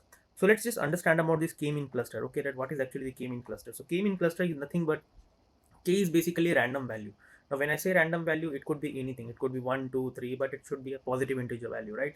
Now when I say that, let me take you one simple example. Let's say that I have a data distribution something like this. Let's say, let me use some other color. So let's say that I have some pink balls, then I have some, let's say, neon balls, or let's say that I have some green balls, right? And suppose if I ask you that why can't you do the clustering over it, right? So the first algorithm which should actually come into your mind is actually the k-means algorithm. So what you will do is that first of all you actually assign the value of k. So the k could be either it could be 1, either it could be 2, it could be 3, anything. Okay, now let's say that if I just define k is actually equals to, let's say, 3. Okay, so what will I do next? So I'll just randomly like put the 3 point anywhere. Like for example, that this is my k is equals to 1, this is my k is equals to 2, and this is my k equals to 3. Okay, so I randomly put this point. Now what will I do next, right? Now to each of these data points, right? So I will be able to finding so my next agenda is to basically find out the distance of all these clusters to all these data points. Okay, so what is the number 3 part is that find out the distance from each points to the k clusters. Okay, it means that I need to find out the distance from here, this point to this point. I need to find out the distance from this point to this cluster. I need to find out the distance from this point to this cluster, right? So let's say that if I'm actually talking about the point 1, so this is my, let's say, the p1 distance, right? So p1 distance is actually p1 distance to let's say cluster 1, right? Then let's say p1.1 to cluster 2, and let's say zero point 0.3 to cluster 3. Okay, you can simply use the linear, say, Euclidean distance formula, where you can actually like used in the 10th and 12th class mathematics, right? So and actually finding out the distance formula, then you would able to know that maybe p1 of k1, and then it is actually less than p1 of k2, and this is actually less than p3 of k3. It means that the point 1 is actually nearer to k, right? So nearer to the cluster 1. Similarly, if I just finding out the distance from point 2 to this one, so I would actually see that point 2 to cluster 1 is actually nearer to point 2 to cluster 2, is actually nearer to point 2 to cluster 3. So I would also keep this the second point into the family of this cluster. Okay, then again for this cluster I should also, like, this is actually nearer to this cluster, this point is actually nearer to this cluster, so this should also belong to the family of k1. Okay, so yeah, so these all these pink points, right? So these should actually belong to the family of k1, right? Because it is actually nearer to cluster 1, right? Similarly if I see this part, right? So let's say that now it's point, now it's like uh, let's actually like do it for the point number 5. Okay, now what do you see? If you're actually going to do it from point number 5, so you can see that point number 5 is also like nearer to cluster 1, right? So point number 5 should also be a family of k1, right? Similarly, if you're going to do this, right, and if you're going to find out the distance, then you may probably hit that point number 2. Point number 6 is also a family of k1, right? So this should also be family of k1, right? Now this is actually nearer to cluster, so this is actually the family of k2, right? Similarly, this should also be the family of k2, right? Then this is actually nearer to this point, so it is actually should be the family of k2, right? Now this is actually nearer to this cluster, so it should be the family of k3. Then this is k3, then this is k3, right? And if I just organize in a way, then what do I get? So I will get something like this, right? So I will get something like that, all this point, right? So all this point 1, 2, 3, 4, 5, 6, right? 5, 6 for this one. This is actually belonging to the cluster 1, which is like k1. If I just go with this one, so let's say 1, 2, 3, 4, 2 from this, 2 from this, right? 2 from this, or yeah, 2 from this and 1 from this. So it should actually belonging to the cluster k2. I hope you're getting it, right?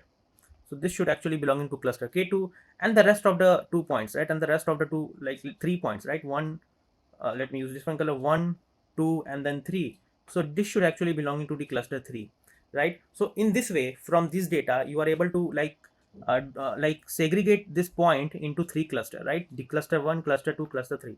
Of course, if you would have taken the more number of cluster, which means that the more number of k, you may probably ending up with making the different more number of cluster. Okay, but make sure that you should not take more number of k, because it will kind of overfit the data. Okay, because if you take the value of k equals to the number of point, right, it means that there will be a situation come where like every point is actually like relocated with the every k value. So in this way, like the every data is like kind of clustered with the own point, right? So it is kind of a overfit. So it's not a very good method, right? So in order to find out the better k, I will also tell you that how should you probably know that which k is best. So that is from the elbow curve. So just understand this keyword, right? Elbow graph or elbow curve. Okay, in the scikit-learn language library you will get this thing which is like elbow curve. So which basically like helps you to understand that how many k you should take, right, in order to do the best clustering. So let's say if I will be taking k is equals to 1, k is equal to 2, k is equal to 3, up to k is equals to n.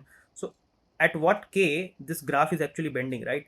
So this k you should take in order to probably guess that number of k you should probably take in order to do the better clustering. Okay, so just understand it, you should do it from the elbow curve, right?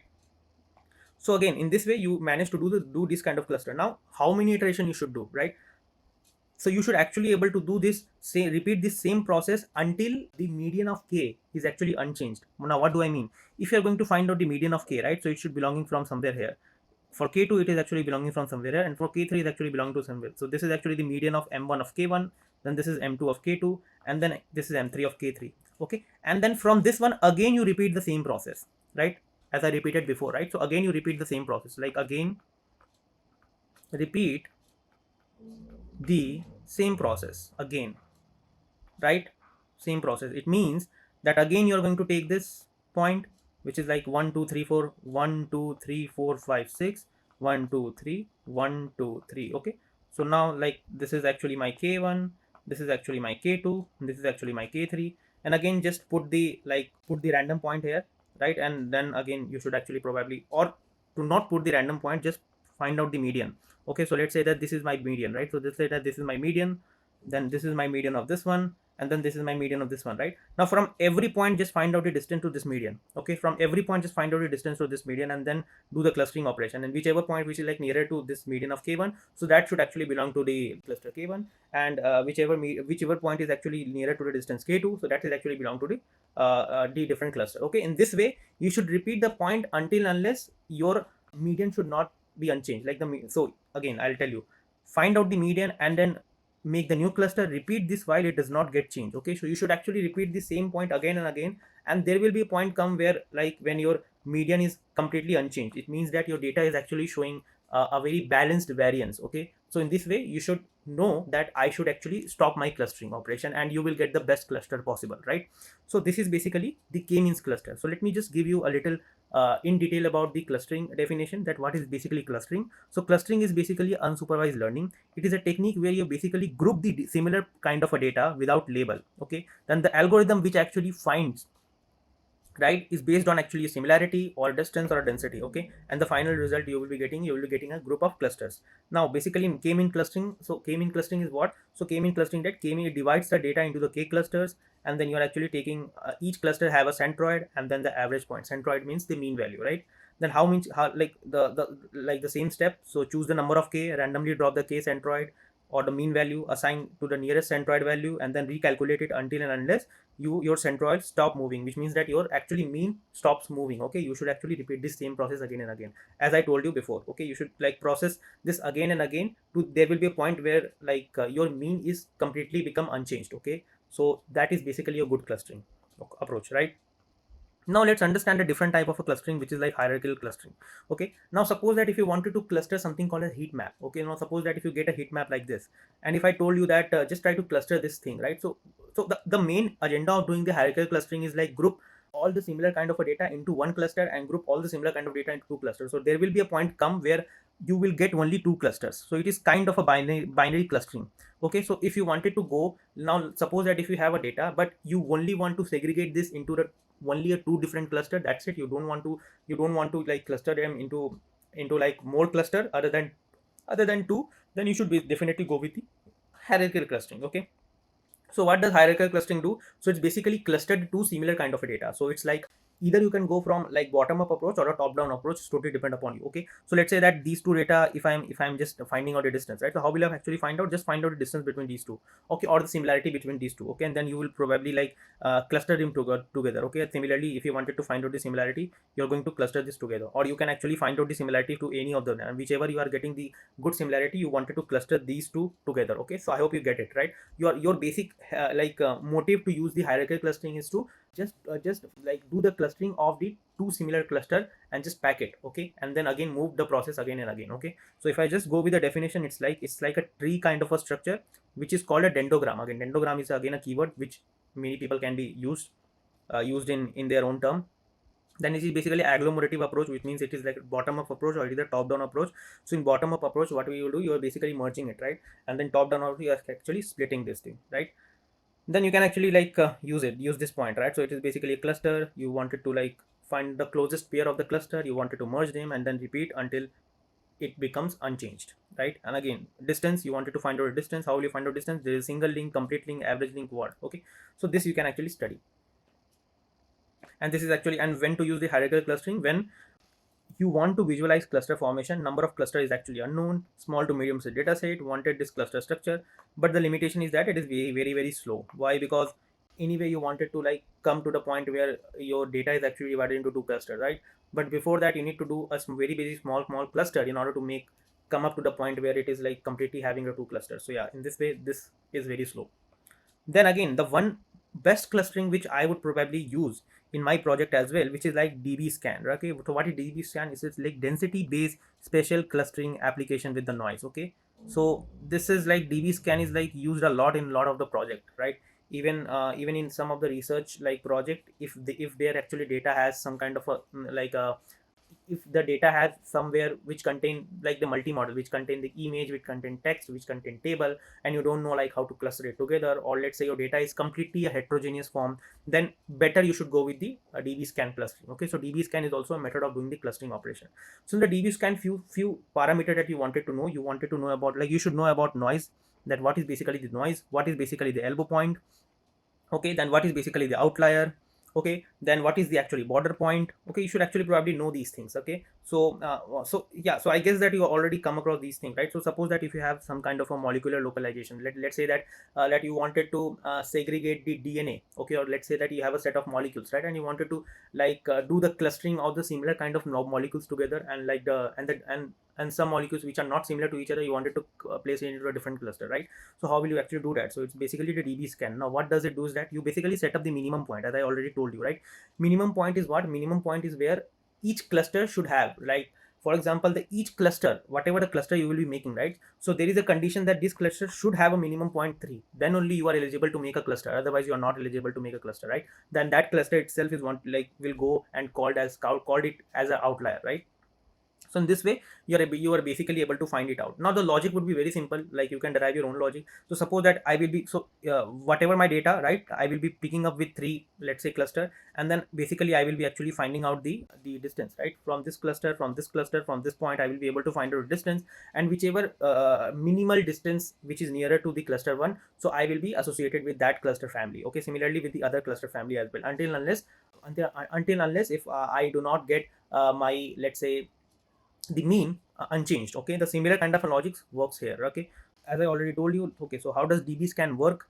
So pick any random point, then check how many point are basically falls within EPS. EPS means epsilon, right? Epsilon means number of minimum point. Okay, so in this way you wanted to find it out. If let's say the count is actually greater than the minimum sample, you are good to go to form your cluster, correct? Then you wanted to expand the cluster based on density, you can actually complete like make the cluster by your own self. Then suppose points that do not fit, okay, now there will be a point where like the clustering seems to be impossible, right? So in that case you wanted to keep this as a outlier, okay, so you don't want it to group them together, right? So yes, so in this way, So again, if you don't understand this, I'll tell you again one more time. So suppose that this is my first cluster which I make right now. Suppose that this is my another cluster which I make. So I basically try to make sure that each cluster should have a minimum of 3 point, okay, because I have already defined the minimum of 3 point, right? Now suppose that if the minimum point is actually equals to the number of points, like the entire number of points, let's say how many point I have, 1 2 3 4 5 6 7 8 9 10 11 12 13 14 15 16 17 18 19 20 20 points, right? And if I keep the minimum as 20 points, then there is no need of cluster because my data is already overfit, right? So now every point will be having its own cluster, which I don't want, okay? So that is why I should always keep these things in a basic, that what should be my minimum point, okay? Now once I get the minimum point is actually 3, then I able to make it into the one cluster, okay? So again, I'll tell you one more time, what is the number one point.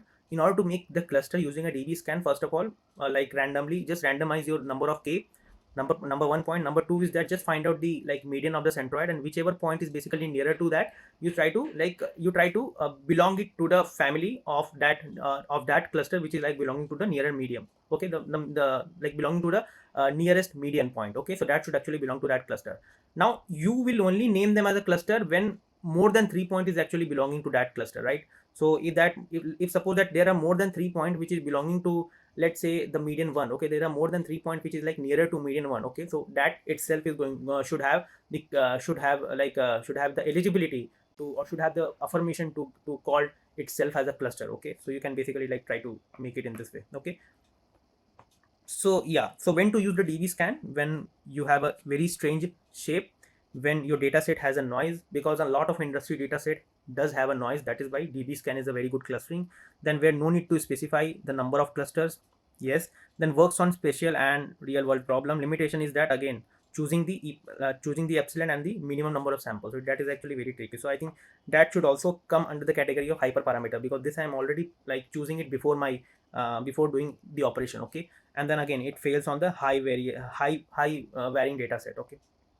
So in this way you will get a little glimpse about, because see, my point is not to tell you everything in depth, okay, because I already know that this is the foundation course. So I told you a lot of time before that I already know that few of those points you already knew it before, okay? So just wanted to freshen these things up so that you would able to probably know that how these algorithm works, so how these keywords actually try to uh, making me, yeah, try to refresh your mind, right? So yes, and then if you have anything do let me know, so I will try to come up with that topic again, okay?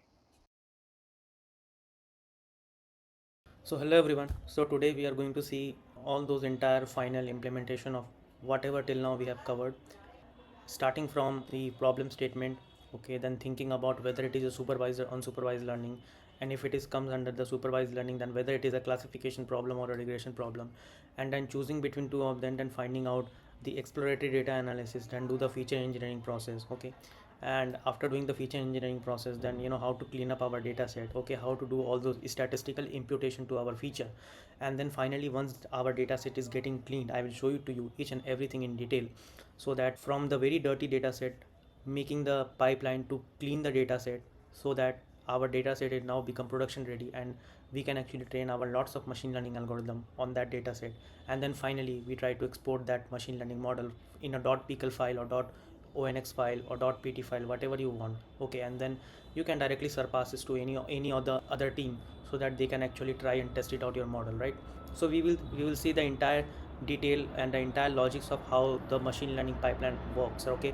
So let me just directly jump into the problem statement. So our problem statement is this, okay? So I have taken the data set from the Kaggle, and it is very popular problem statement, which is like title survival prediction, right?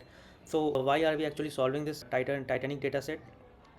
Because this data set contain a lot of things, okay? And this data set can give you a lot of assumption as a user if you're actually training your model, right? So this data set can give you a lot, that why before training any model, how mandatory it is to first of all clean your data set, okay? So first of all, just let me tell you that why are you solving this problem, okay? We are actually solving this problem because this problem has a lot of data, number one.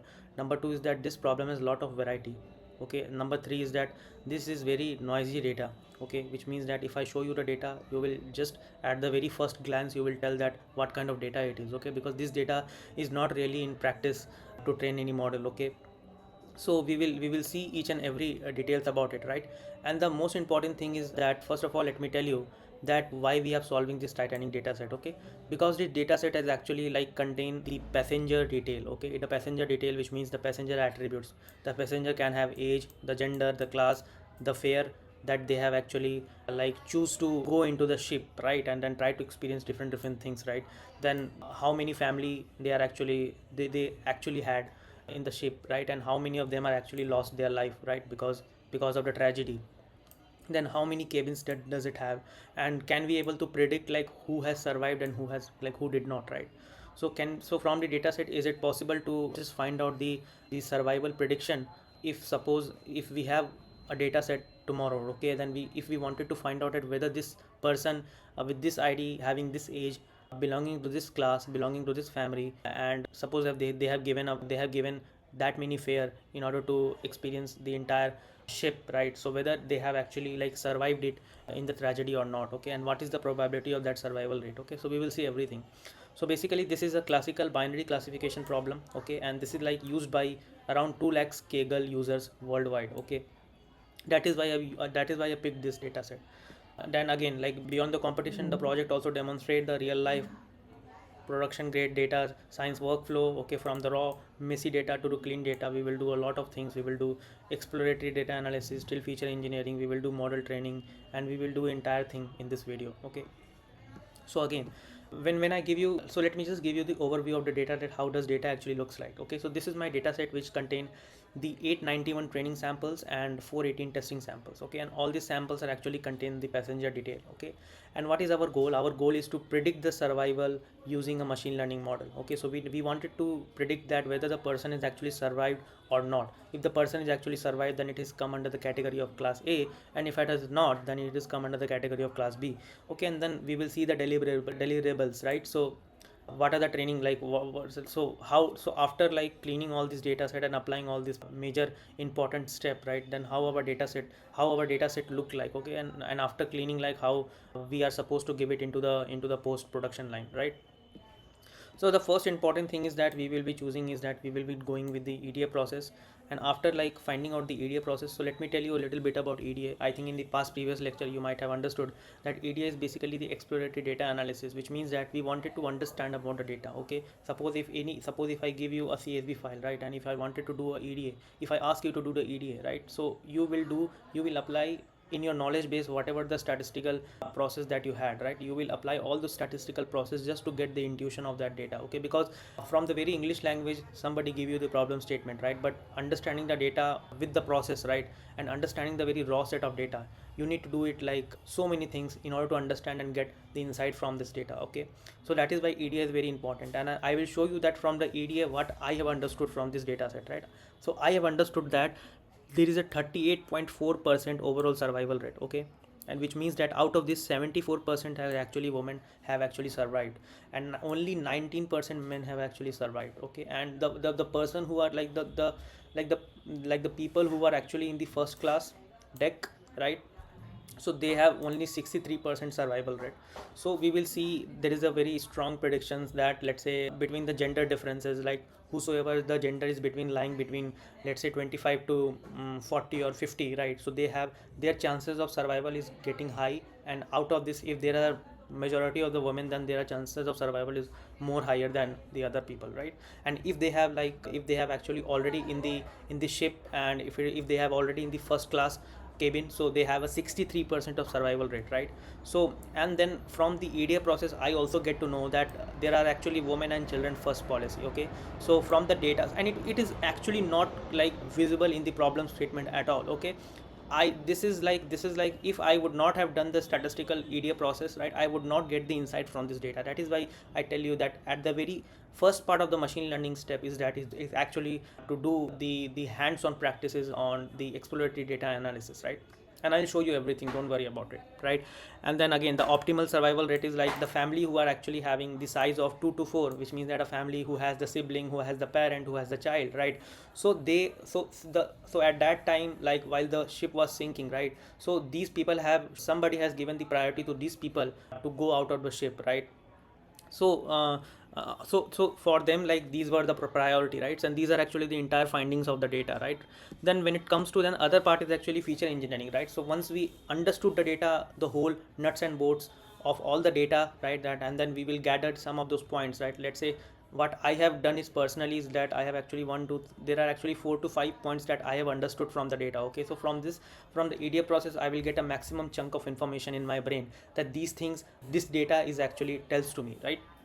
And then the other thing is that the other thing is that we need to do the feature engineering, because feature engineering is the most powerful form of any machine learning pipeline, because without feature engineering you cannot able to clean the data, right? And feature engineering is not about cleaning or imputation of the data. Feature engineering is also finding out the correlation between the two feature. Okay, if the two feature are basically correlated, then I don't need to use that feature. I can simply delete that feature so that my feature size is actually decreased. Okay, other than that, like, suppose if the feature is not very not very, the feature is, let's say, very unnecessary, increasing my data set, right? So I would not use that feature. Okay, now suppose if like the person is actually having a surname, and for surname itself there is a separate feature, so I would not, like, from the surname I cannot predict that whether someone has survived or not, right? So I would definitely going to delete that feature. Or let's say the person is actually having some name, right?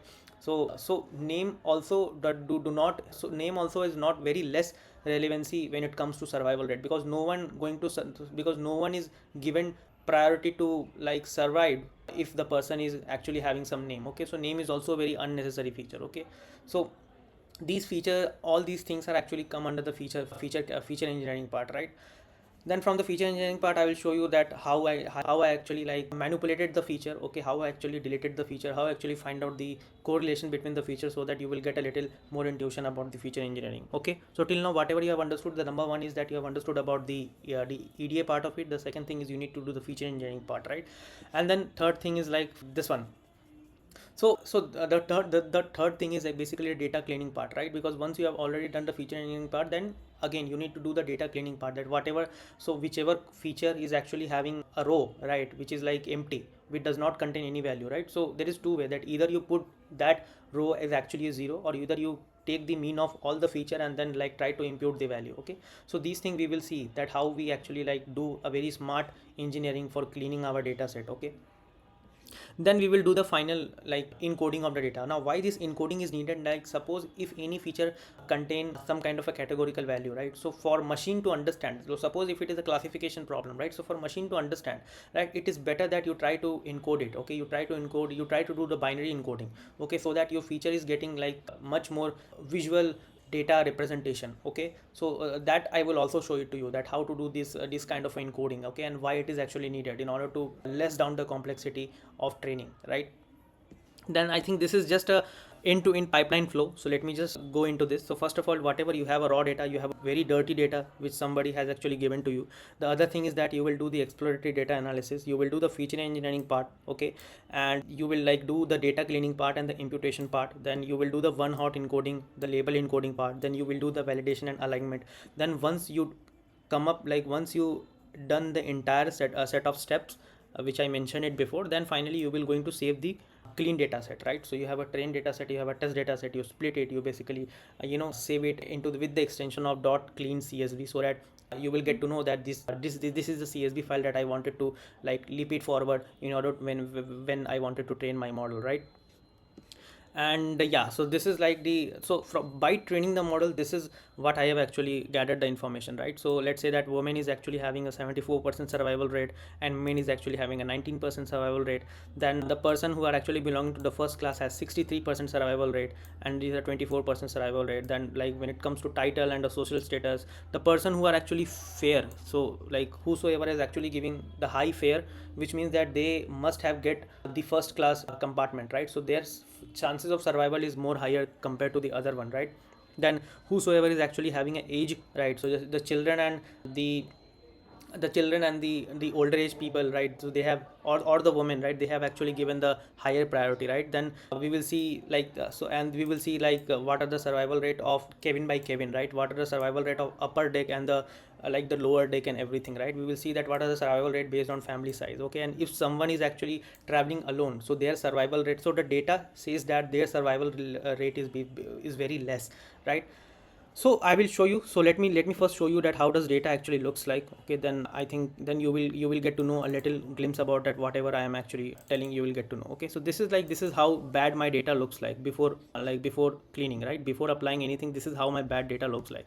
You can see that, like, first of all, these two are actually irrelevant, right? And some column is basically like not filled.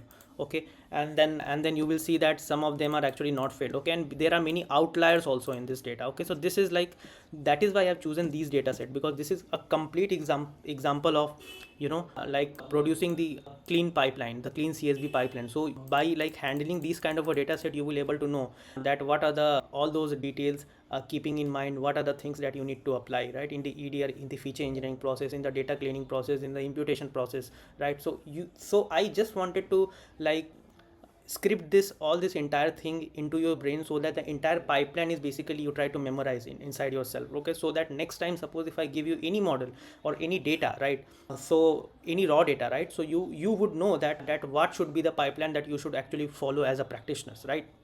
So these, as you can see, that this is very very dirty data. Okay, so yeah, this contain a lot of outlier, this contain a lot of different name, this contain a lot of alphanumeric characters. Okay, then this contain so many things, right? And this contain like so many things, but the feature is basically limited, right? So from this I cannot able to derive everything, right? So that is why I needed the exploratory data analysis. So yeah, this is how my data looks like, right? Now let me just directly like go into the code, right? So first of all, what I have done is that I have just imported the model. Okay, so this is like the pandas, numpy, and seaborn, and matplotlib. Okay, so I am assuming that you know all these libraries. If you're not, then just let me know. Okay, so that I will take a separate class of it, but I am assuming that because it is a foundational course, so you would know everything, right? So now this is actually I am importing this library. Okay, so this is where like all this importing thing has actually happening, right? And why it is actually needed, because see, first of all, you cannot import everything in the very like in the at the middle of your process. Okay, that is why you wanted to import every library at the very very top, right? Then the second thing is, yeah, so once you actually import all this library, okay, then the second thing is like you wanted to load the data set. Okay, once you actually load the data set, so your data set is actually looks like this. Okay, so this is how your data set actually looks, right? So let me just let me just do all these things, right? So let me, if I just do this, right? So, and if I just go and print out the, okay, so this is how my data actually looks like, right? So it contains a lot of things, right? This is my actual training data, right? And if you wanted to check the missing value, so from this, like, so if I just wanted to like check the missing value, so what can I do? I can just do this train, whatever the train df, right? And then let's say that I wanted to like perform that, if there is actually like if there is actually contain, if this actually contain any null value or not, right? So from this I wanted to find out that how many is actually null value is actually there. So you would able to know that the so like the passenger ID does not contain any null value, right? So the age, right? So if you just wanted to find out this one, so you will able to understand that the age column, right? So whatever the age column, so there are actually 177 like null values basically present. Okay, so you wanted to like fill this null value, because you cannot able to, because this is just a data cleaning operation, right? So you don't want this null value to be present, right? So that is why it is actually needed. So let's go to the exploratory data analysis. Why it is needed, I already told you, because you wanted to understand data more. Okay, you wanted to personalize yourself with your data set. Okay, so think data as if your friend. Okay, you wanted to teach something to them. Okay, but before teaching you, so you as your friend, you wanted some kind of like, you wanted to you wanted your friend to remember some kind of a ethical value, right? In order to like sustain the good friendship, right? You wanted to tell what is the moral ethics value of the friendship, right? Before like moving it forward, right? The same thing, exploratory data analysis is just that you wanted to analyze the data, you wanted to get very in-depth intuition that how your data is actually looks like, so that you would know that what are the things and what are the like key points and what are the loopholes that you wanted to fill it, right? That is why. So this is like the overall survival rate, right? So this is basically the subplot, which means that like, so yeah, so as you can understood that I am actually using the matplotlib library, right? So here what I'm doing is that I'm actually using like, so think this thing as an array. So this is first array and this is the second array, and inside this first one I wanted to like use the count plot. Okay, so count plot is basically SNS. So SN is basically a Seaborn library, right? So from the Seaborn itself you wanted to like find out the count of the features, right? And which feature I wanted to count. So I wanted to count the number of survived people which is actually there, which is actually present, right? So you can actually see that these many people have not survived and these many people have actually survived, and this is very like, this is a very detail of my raw data set, right? And similarly if I wanted to like find out the pie chart, so I can actually make the pie chart as well. Okay, you can see that x is 0. What is x is 0? X, this is my x is 0 and this is my x is 1. As I told you that I'm actually using this plotly library. Okay, so from the plotly, it is basically like returning two things. It is returning one figure object and one is axis. Okay, so if you just wanted to find out the type of this axis, so it is basically a array. Okay, and in the first array you are actually like plotting the count plot. In the second array you are actually plotting the pie chart. You will get every detail once you google it out, okay, about this library, because these things are very standard library in order to do EDA operation. Okay, so in this case you will actually now get to know that there are actually only 30.38% of survival rate. Okay, then survival on the basis of gender. Okay, again the same thing, I am actually using the count plot here. Okay, and I am actually using the bar plot here. Before that I have actually like group by all those person, all those male. Okay, so I am actually grouping the number of male and the number of female. Okay, and then actually I am finding out the mean. Okay, so that I would able to get the percentage out of it, right? So this is my survival based on gender. Okay, so from this what I have understood, that I have actually understood that there are female survival which are like 74% of the female has actually survived, and the count of female is 314. Okay, so there are 314 female which have actually survived, and there are 577 male which have actually survived, right? And these are basically the survival rate. Okay, these are actually survival rate, which means that let's say that I have the female count of 314. So out of 314, the 74% of the 314 female has actually survived. Similarly, let's say the male is like 577, so it means that only 18% of the male has actually survived, right? So around 1 to 3 per, like 123 or like 85 number of male has actually survived, right? Now similarly, if you wanted to find out the survival based on class, you can actually do that thing. Okay, so again the count plot I am actually using, again I'm actually using the group by based on the class. So whosoever is actually belonging to some class category. Okay, so they have, so this data is basically show the passenger class and the survival rate. Okay, so I can actually understand that like these are the class and these are actually the survival rate. Similarly, survival rate based on embarkation port. So similarly you can actually find out, and then you will get the like all the details of the data, right? Similarly, when it comes to age distribution, again age distribution, I'm actually using the skeleton where I wanted to plot my graph is basically 2 2, which means that I have the matrices of 2 by 2 matrices, right? So I have like 0 0 0 1 1 0 1 1, right? So in the 0 0 I wanted to like do the histogram. Okay, and like there I wanted to do the box plot. Why box plot is needed? Because I wanted to find out the outlier. Okay, that whether like it contain any outlier or not, right? So these things I wanted to find out. Okay, so these are basically the box plot, right? And then like the third is basically again the histogram. Okay, which is going to tell you about this, and this, yeah, this is going to tell you about the number of survived and number of, so the frequency of number of survived and number of not survived, of all the things, right? So there are actually so this is basically the, I would say, the histogram of a combination of the two histogram of two classes. Okay, the survived and not survived. Okay, and this is basically the violent plot. Okay, this is just give you the variance of it, like the more number of depth it is, which means that the more number of people like is basically, so it is like, if you would see, so it is like a Gaussian distribution around this one. Okay, where the left side of Gaussian distribution, right side of Gaussian distribution, right? And this is like the zero means like whosoever not survived, and the one is like basically survived, right? So this is just a histogram of the age distribution, and from this, like what you can understood, we can actually understand about that the person who is actually belonging from the age of, let's say, 20 to 40, as actually like whosoever is belonging, so there are like around 70 people are actually belonging from age 20, right? So 20 to 25, right? And then like 40, like 38 to 40%, like 40 age group of people, so they have the count of around 45, right? And out of this, like how many people are actually survived and how many people are did not survive. So this is just a distribution based on the survival, right, of the same age group, right? So you can actually like understand from these two graph that the person who are actually belonging from age 20 to age 40, right? So out of this, like these many people are actually survived. Okay, these many people are actually survived, and like these many people have not survived. Okay, so yes, Now the other thing is like the fair distribution. Fair means like whosoever is actually like taking the ticket, right? So they have the distribution, right? So this is basically the fair distribution. So now, yeah, okay, so now let's understand this. Okay, and again I am actually using the histogram, okay, in order to get the depth of the data, that how is actually data looks like, right?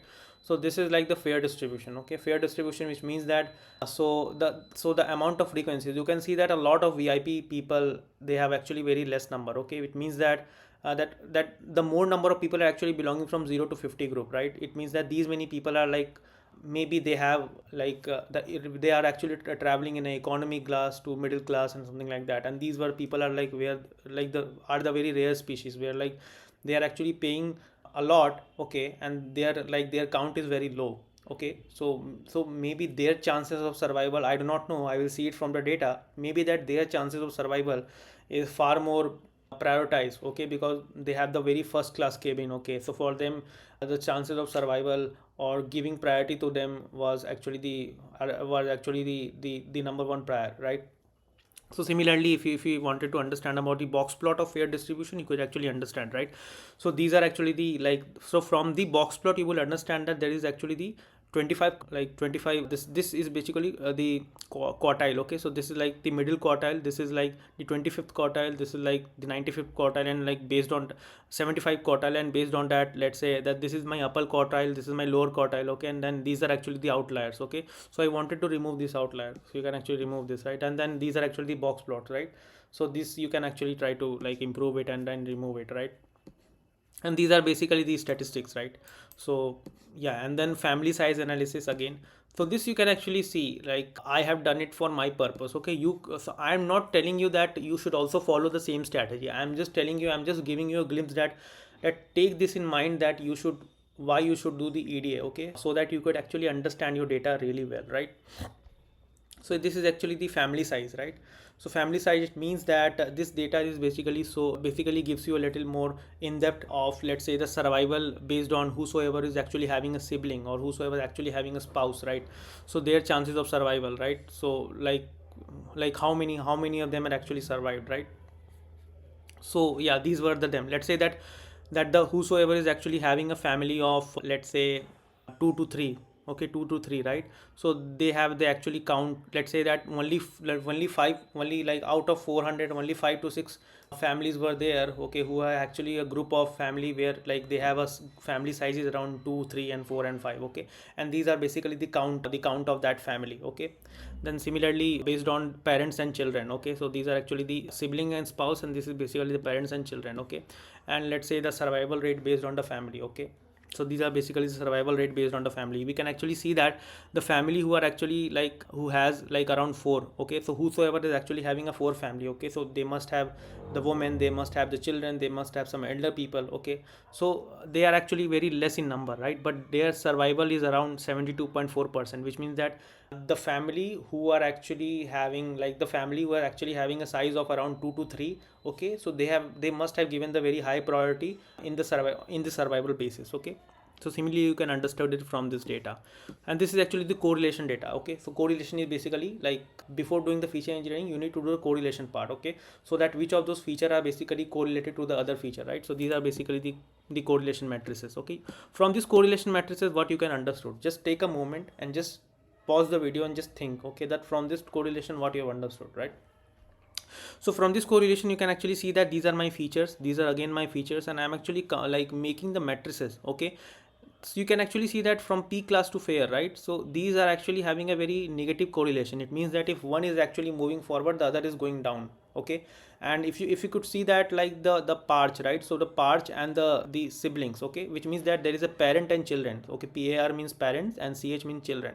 So the whosoever is actually having the parents and children and the siblings and spouse, so they are actually correlated with the 41% correlated to. It means that like if one is actually going in a upward direction, then there is like 41% correlation that they have actually like their sibling and spouse group is actually like also moving in that direction. Okay, so they are kind of correlated, right?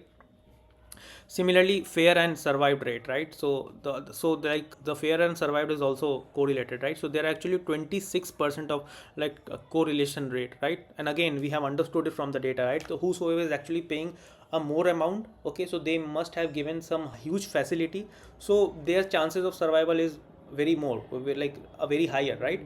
So yeah, that is why there must be a correlation between this. So from this you can actually get a little insight about your confidence towards your data. Okay, so whatever analogy that you make, okay, these things are actually like increasing the stacks of confidence inside you, that might be true, okay, according to your use case and your view of data, right? Again, this is actually the feature engineering. So in feature engineering, what I have told you, I have actually showed you like the lot of data, and then I find out that the Mr., Mrs. and other things, okay, so these things are like, I don't want the title, okay, so I don't want the title. So they basically, like, I have actually count out this title, and basically I try to like figure it out, and try to do it in this kind of a distribution, okay. So in this way I would able to understand, and I would able to know it, right? So again, so these are basically the create a family size, okay. So this is, so what I have understood from the data is that from the feature, okay, whatever the feature I have the two feature of the family, okay. One feature is basically the spouse and the wife, right? So spouse and the sibling, right? And the other feature is like parents and children, okay. If I going to combine these two feature, then I will get a family, right? So why to increase the feature, right? So basically try to like concatenate this feature. So I am actually doing that here, okay. So what I have done is that I am basically like concatenating all this feature here, so that I would able to know, okay. So that is why I can actually create one family size, okay, which means that I am actually combining, okay, combining the sibling and spouse feature as well as the parent and children feature into a one single family, so that I can get a family size out of it, right? So similarly, there is a is alone feature, okay. So you can see, I will share with the notebook with you, okay, so that you can understand that I have also written the why, okay, that why part of it, right? So like, is creating a is alone feature, because no one like, so, and is alone feature means what? Like, is alone feature means whosoever is actually traveling alone, okay. So we have like shown it statistically that they have the chances of survival rate is very low, which means that like they kind of lost their life, right? So yeah, so being alone may affect the survival like differently than being a family, of course, because those who have a family has given that a very top priority, okay.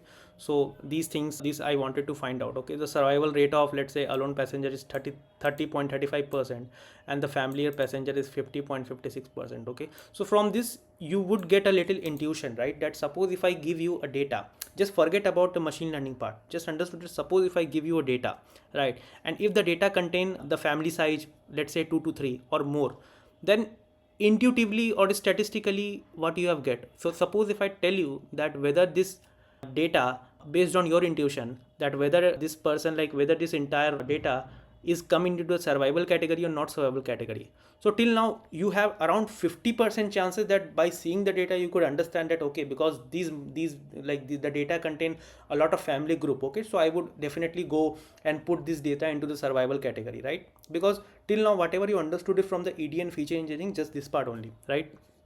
Again, you wanted to create a fair bins, okay, because if you see, the fair is basically a numerical data. You don't want a numerical data, you wanted to create it into the different bins, okay. So these are basically the bins I have. So I have categorized it into the low bins, medium bins, high, and let's say very high, okay. So let's say the whosoever is actually having a fare of, let's say lying between like lying between 20 to 100, okay, 20 to $100, okay. So if I just like divided the 20 to $100, so in between 20 to $100, let's say I have a lot of distribution, right? So I can actually equally divide it into 5 phases. So let's say whosoever is actually paying around 20 to 30 should come under the category of low fare, okay. Then from 30 to 40, medium fare. Then from 40 to, let's say, 50, like 40 to 70, let's say it's come into the high fare, okay. And then like from 70 to 100, that is actually come under the category of very high fare. So in this way I actually distributed into the fare bins, okay. So these are actually so binning is very important in feature engineering. Wherever you see that you have a some kind of, wherever you see that if your data is basically kind of a classification supervised data, okay, then it's always better that you wanted to like decrease the like the feature who are actually having, or convert the feature who are actually continuous into the bins category or in a categorical category, and that way you could able to divide the data really well and very clean manner. That's why. right? So you can actually see that. So I have actually divided it into these category. Okay, so the amount of people is actually like there are 220, there are like around 223 people who actually come in the category of low. There are 224 people actually come in the category of medians, and then so yeah, 225 like 215 around is come in the category of very high. Okay, and these are actually the percentage. Similarly, I have an age group also. Okay, age group also. So I have also divided the age group into these categories. So whosoever is actually belonging from like age group of 0 to 12 are basically child. Then 12 to 17 a teenage. Then 17 to 25 a young and adult. 25 to 60 are basically adult, and then 60 to 100 is basically senior. And I have divided into these categories, and actually find out that the children are basically 57%, right? The teen are some 45%, and these things you can actually find it out, right? Then similarly hash cabin, which means that you can actually like find it out. The survival rate of a person like who has the cabin is 66.667. That's really huge, right? Which means that those who can very least people from the data we can understood that very least people have actually like tried to afford these cabin classes. Okay, and their survival rate is like around 66, like around 67%. So you can probably guess it like how the survival rate possibly could be, right? Similarly, again, the deck wise, again, this is actually data cleaning part. So data cleaning part, what happens is as I already shown you the data is actually containing a lot of like missing value, right? Or so either you can just do the imputation or do the NaN or creators like or put the zero out of it, or like put the median like in the empty part, right? So you can actually do that thing. Okay, so this is basically like imputing the age with the median and title. Okay, so age varies from like master to child, so like impute it. So you wanted to impute and you wanted to do the imputation part. Similarly, you will do the other part. Okay, you wanted to drop the unnecessary column. Okay, from the correlation we have actually find it out that these are actually the unrelated column, or these are actually correlated column. I don't want that, right? So what are the column that you wanted to drop? So I wanted to drop, again, it's completely personalized. You can do and prepare a data set by your own. This is my practice, this is what I follow. Okay, so like the passenger ID, the name, because I find out that passenger ID has no significance to predicting the survival and not survival. So that is why I deleted this. Then again, name has no, so name is actually irrelevant, right? So that is why I deleted this. Then ticket, then cabin is actually like not related to the survival. Similarly, you can also drop the family size and then fare log, because I have already concatenated and combined the family size, right? So I don't want this family size, so I'm actually deleting this part. Encoding part is very important, right? So encoding part is important. Why? Because let's say, as you can already see from the data itself, that these are actually the categorical column. Okay, so in order to like convert this categorical column into a very, let's say, into a very scalable way, so that you so from the human point of view you would see that your data becomes lengthy, but from machine point of view it becomes very easy, because the data is like containing into a, so the categorical data, so the feature which is actually having a categorical data like 010101, now it has basically we have actually done the one hot encoding. Okay, so rather than just like extending the data into 0101, I am just like expanding the data horizontally. Okay, in this way it could be better for a machine to understand, especially when it comes to decision tree. That's why, because decision becomes very fast in that way. That's why. Then okay, so this was nothing, so let me just put it, because these things are optional, right? And then again, finally, once you have like done all this data and once you have cleaned this data, so this is your data looks like. Okay, so what is your final set of data? So this is actually your final set of data. Okay, and these are actually the final column. Okay, and these are the test column, these are training column. Let me show you that how does data looks like. Okay, so yeah, this is where I am actually saving my data. Okay, and this is like the summary. Okay, that what I have done till part, right, till now, right? So I have just imported the model. Okay, I have done the EDA, I have done the feature engineering, I have done the data cleaning part, I have done the encoding part, I have done the final check. I am just like save the cleaning model. Okay, let me show you that how does data look like. See, as you can see that now this is very clean data. Okay, anybody could see see the data, they see this data, they can actually tell that okay, this is very clean data. Why? Because this data does not contain any kind of noise, number one. Number two is this data is not correlated, so all the necessary correlated feature has been removed. Then this data is also containing a very clean and structured way of like representing the one hot encoding. Okay, so as you can see that in the gender column, right, so I have male and female, right? So I'm just like increasing it horizontally. Okay, so that when it go to the decision tree, so the decision becomes very faster. That's why, right? So in this way, like, yeah, so see how good the data is actually looking, right? Isn't it? See, it does not contain any, like, it does not contain any more any such row which is like containing any NaN value, right? Any null value. So it is like completely imputed by completely imputed by either the median value or via zero. Okay, so I basically like, and as you can see that this is basically which column is that. So it is basically fair column. So you could see that some of those fair column earlier it was like containing a lot of outlier, right? But after removing the outlier and then like after imputing the empty value with the mean of the entire column, right? So how it looks like. Okay, so this is how my clean data looks like. Okay, now let's completely go to the training part of it. Okay, so yeah, so this is my training part. Okay, let me reconnect, or basically I have already trained the model, right? So yeah, I hope you can see this, right? Yeah. So now this again, so I'm just actually loading my model. Okay, so let me go up. Yeah. Okay, so this cell is basically just loading my clean data set. Okay, I am just loading my clean data set, and then what I'm actually doing it in the second phase is now. So before first of all, just understand that I have the data, right? I want, and this is basically a classification data, right? So I need to like apply a lot of classification algorithm from the ML supervised learning algorithm, whatever algorithm I have the classification. So I have like the XZ boosting, I have the logistic regression, I have a decision tree classification, I have a cat boosting, I have a gradient boosting, I have adaptive gradient boosting. Okay, so these things I wanted to like apply it, right? But before, because it is a binary classification, so my first motto is to check that whether it is actually a linearly separable or not, right? Because if it is a linearly separable, I would love to go with the logic, like the linear regression, or let's say the logistic regression. Okay, because I can just create one line and I can just have the better suitability of the classification. I can just do the classification in that way. It would be very easy. So I just wanted to see that thing. That is why I have just applied the PCA operation. So PCA is basically, I told you in the previous lecture, PCA is basically the principal component analysis. Now what does it do is that it try to, suppose your data set is actually like before, like your raw data set, if you wanted to represent it into the graph, right? And if it is actually needing, let's say, more than 64 feature. Okay, so if you wanted to represent data into the 64 feature, it would not be a very possible way, because a single line cannot be able to easily separate each and every part of the data. Okay, now PCA is basically technique which is try to reduce the dimension, so it will actually basically reduce the number of feature. Okay, so that why, so let's say that if I have 100 feature, okay, and if I reduce that 100 feature, let's say, into 3 or 4 feature. Okay, now does that mean that there will be a data loss? Okay, there might be a data loss. Why? Because I am actually reduced from 100 feature, I am actually reducing it to the 3 feature. Okay, now how many data losses there, or whether this 3 feature, out of this 3 feature, how many percentage of data is actually showing?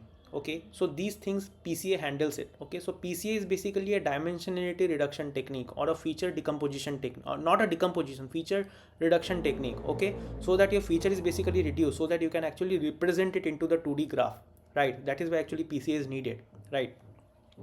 So that is why if you see that thing, I have actually the number of component is 2, which means that, so basically let me tell you that what are the things I have already imported, right? So these things are actually I wanted to import. So matplotlib again, and scikit-learn is basically a library. Scikit-learn is basically a very standard library where you contain a lot of machine learning, let's say, algorithms. Okay, if I just go to the scikit-learn, just in free time you can just see that you see this thing, right? So if I just go to scikit-learn,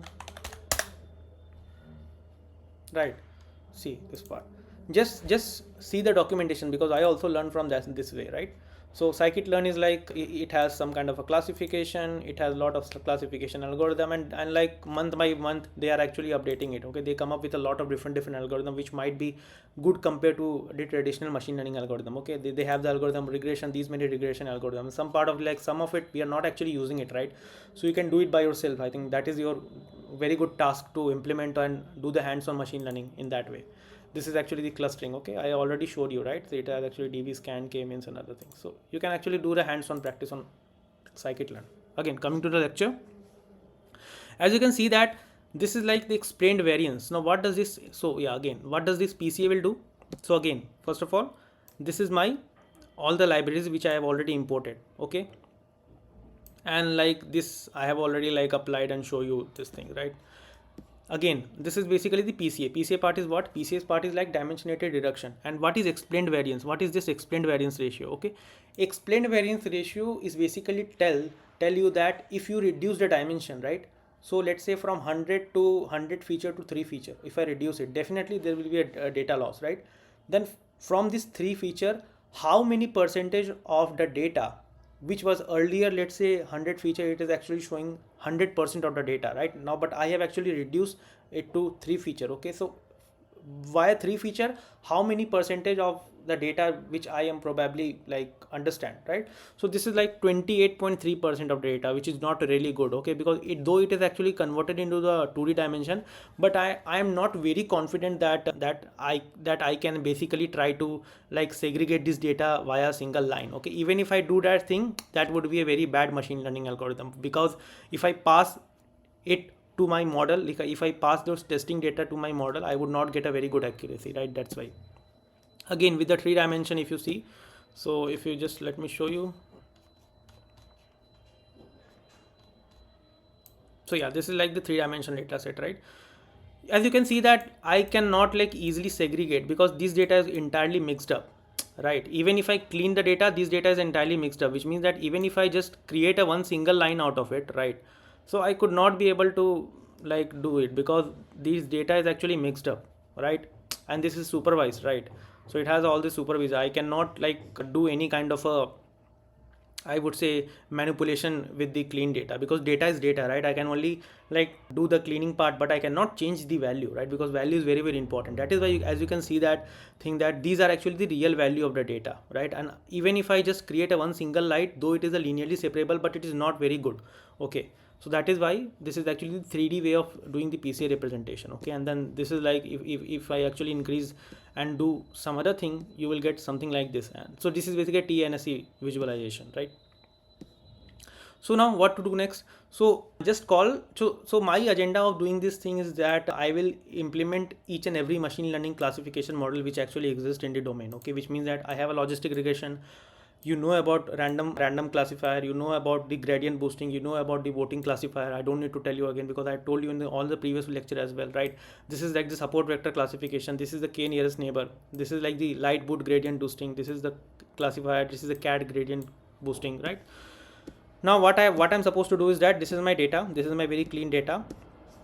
I have actually divided the data into the X and Y category, which means that X is basically going to contain the non-target value, and then Y is basically the target value, right? Which I wanted to predict, okay? Because it is supervised. So I am actually doing that thing. Now let me tell you one more example of why I am doing this thing, okay? So this I am actually doing the 5-fold cross validation. I have already given you a lot of example in the cross validation before, right? That what is basically cross validation. So let me tell you one more time. Here I'm actually using the, so you can ask me that why are you not splitting the data into direct train and test?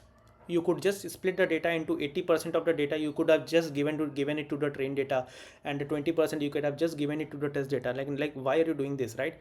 Because by doing the cross validation, right, you may able to minimize, you may able to minimize the overfitting. Okay, my main purpose of using the cross validation is to minimize the overfitting. My main purpose of using the cross validation is to find out, let's say, doing the hyper-parameter tuning. Okay, that is why cross validation is very, very important. Here my main purpose of doing the cross validation is to just find out the accuracy, which means that whatever training data set I have, right, I am actually dividing it into the 5 subset, and each subset, right, each subset I am actually training the entire like one model one by one. So I am training, let's say, logistic regression, I am actually finding out, let's say, the cross validation accuracy. Okay, like if I just, so if I just divide the data into the subset of, let's say, 5, okay, 5 equal part, right? So the first 4 I am actually training my, let's say, logistic regression model, correct? And the last one I am actually testing it, and I will get some accuracy. Then what will I do? The second part I am actually keeping it as a testing, and then the first and third and fourth and fifth I am actually using it as a training data set. Okay, and then again I am testing it with the second subset. Okay, and then again finding out the accuracy. Similarly, I will just repeat this process till up to n-1 step. Okay, and just finding out the cross validation accuracy and like taking the median out of it. Okay, so that is why if you see, I am just applying the cross validation for like training the model each one by one. Okay, so first I am actually training the model with cross validation. First I am training the logistic regression, then random forest, and then other thing as well. Okay, and inside this I am actually giving the hyperparameter as well. Okay, these are my basically the hyperparameter. Okay, and this I am actually splitting it into the cross validation error, right? So via cross validation technique I have done the training part. Okay, so I have not done the training part, I'll do the training part after that, right? So let's say that yeah, so this is just some cleaning which has already been left in the previous step, so I am just doing this. You can just ignore it for this month now. Yeah, let's do the training first. Okay, so what I'm going to do is that whatever model I have, let's say that these many model I have, right? I wanted to train the model sequentially, like one after one, right? So what I can do, what I can do is that I can just create a, like I'm just iterating the model one by one. Okay, in order to understand about that how much time it is taking, I'm just using the time, the import time, right? And again I am just finding out the cross validation error. I am just finding out the mean. Why mean is necessary? Because for, let's say, for one algorithm via cross validation, because it is actually like I am dividing it into a subset of 5, so that is why I need the average of 5, average of the accuracy. Okay, average of the accuracy of all the 5 subsets, right, of a single algorithm. Okay, so that is why I'm doing. And finally, once you're able to train it, right, you will get something like this. Now this is very, very important. Why? Because I am not biased towards, as a practitioner, I am not biased towards a one machine learning model. Okay, as a practitioner I should actually like try and test it to every classification problem or all the every classification algorithm which actually exists, right, in the domain, right? So yeah, this is why I've just using these many algorithm, and you can actually find it out that I will, like, I have get a pretty good result, right?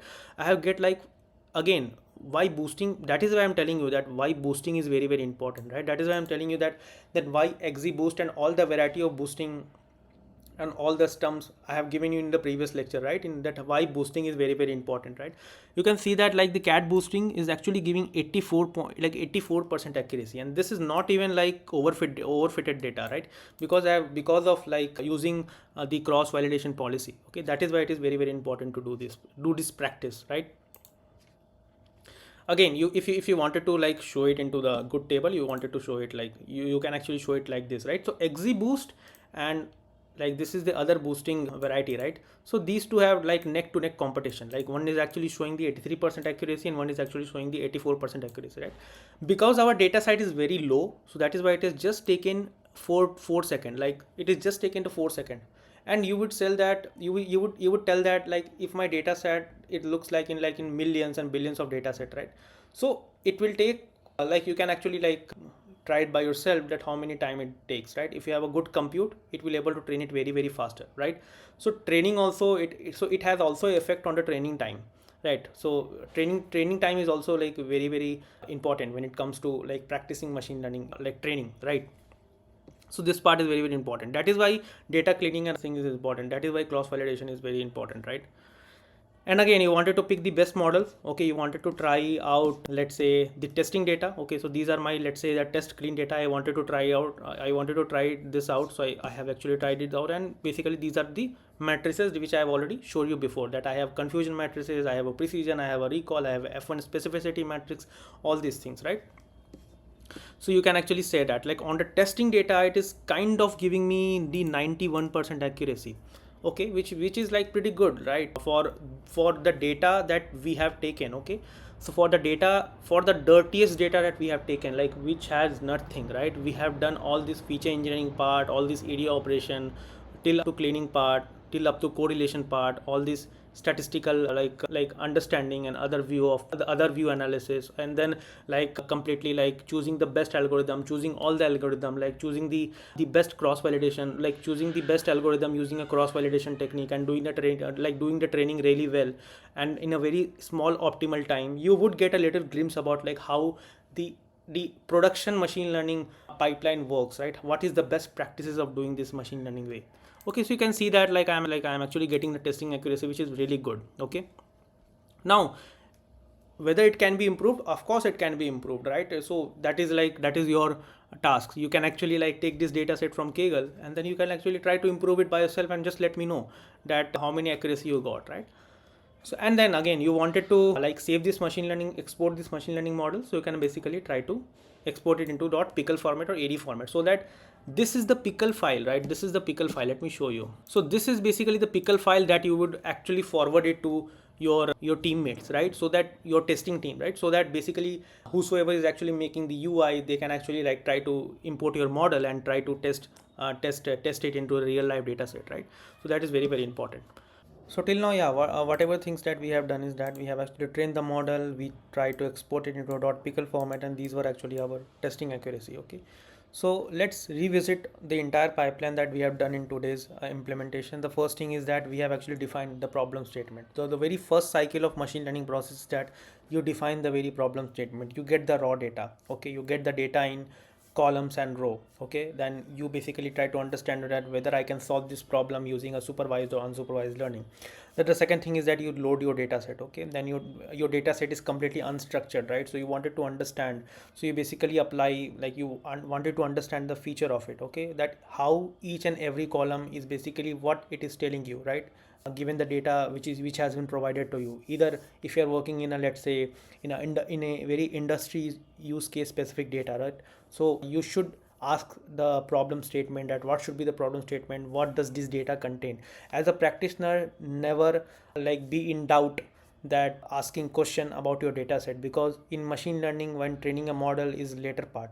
First of all, understanding your data is very, very important, right? So that is why understanding and taking the very crisp inside of the data, and then later doing the feature engineering, later doing the exploratory data analysis, then data cleaning part, then encoding the feature, whichever feature is actually having a categorical value, then you wanted to import it, then you do the splitting. So I basically prefer the cross validation splitting instead of training and test split to avoid the overfitting issue. Then you basically go and train your model, then you select, then you train, let's say, on multiple model, you select your best model.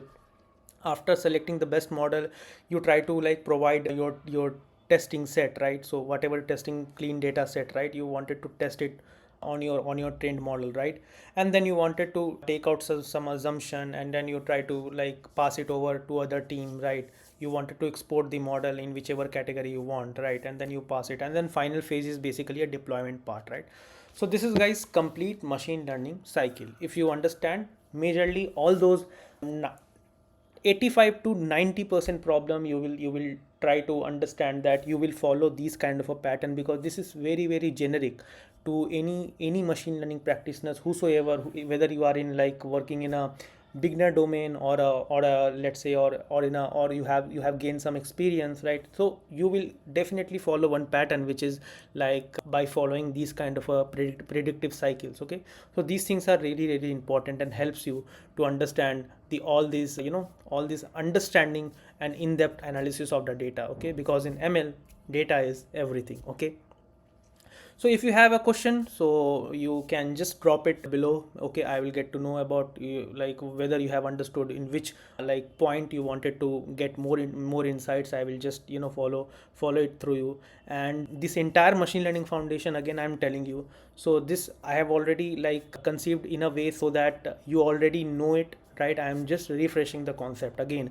If you want a very in-depth analysis and in-depth lecture of machine learning, where you wanted a in-depth statistical like method and your all those mathematical details, right, and how those each algorithm work and everything, so I will come up with all these things. But for now, we will, in the next video, we will be moving forward to our neural net computer vision section, because that we are actually entirely very, very concentrated on, right?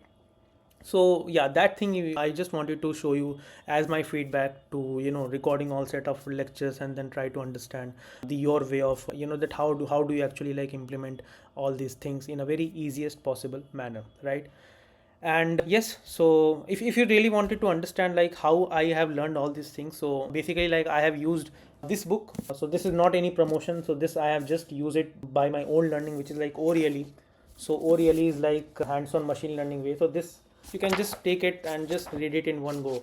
So I think you will get a lot of intuition from this, right? So it contains all those image processing thing, all those machine learning full stack. If you really wanted to understand the data science, then you will really like try to do and learn from this book, because I generally refer this book also, right, to understand the everything about whenever I feel any issue or any like whenever I feel underconfident, I will definitely go and refer this book.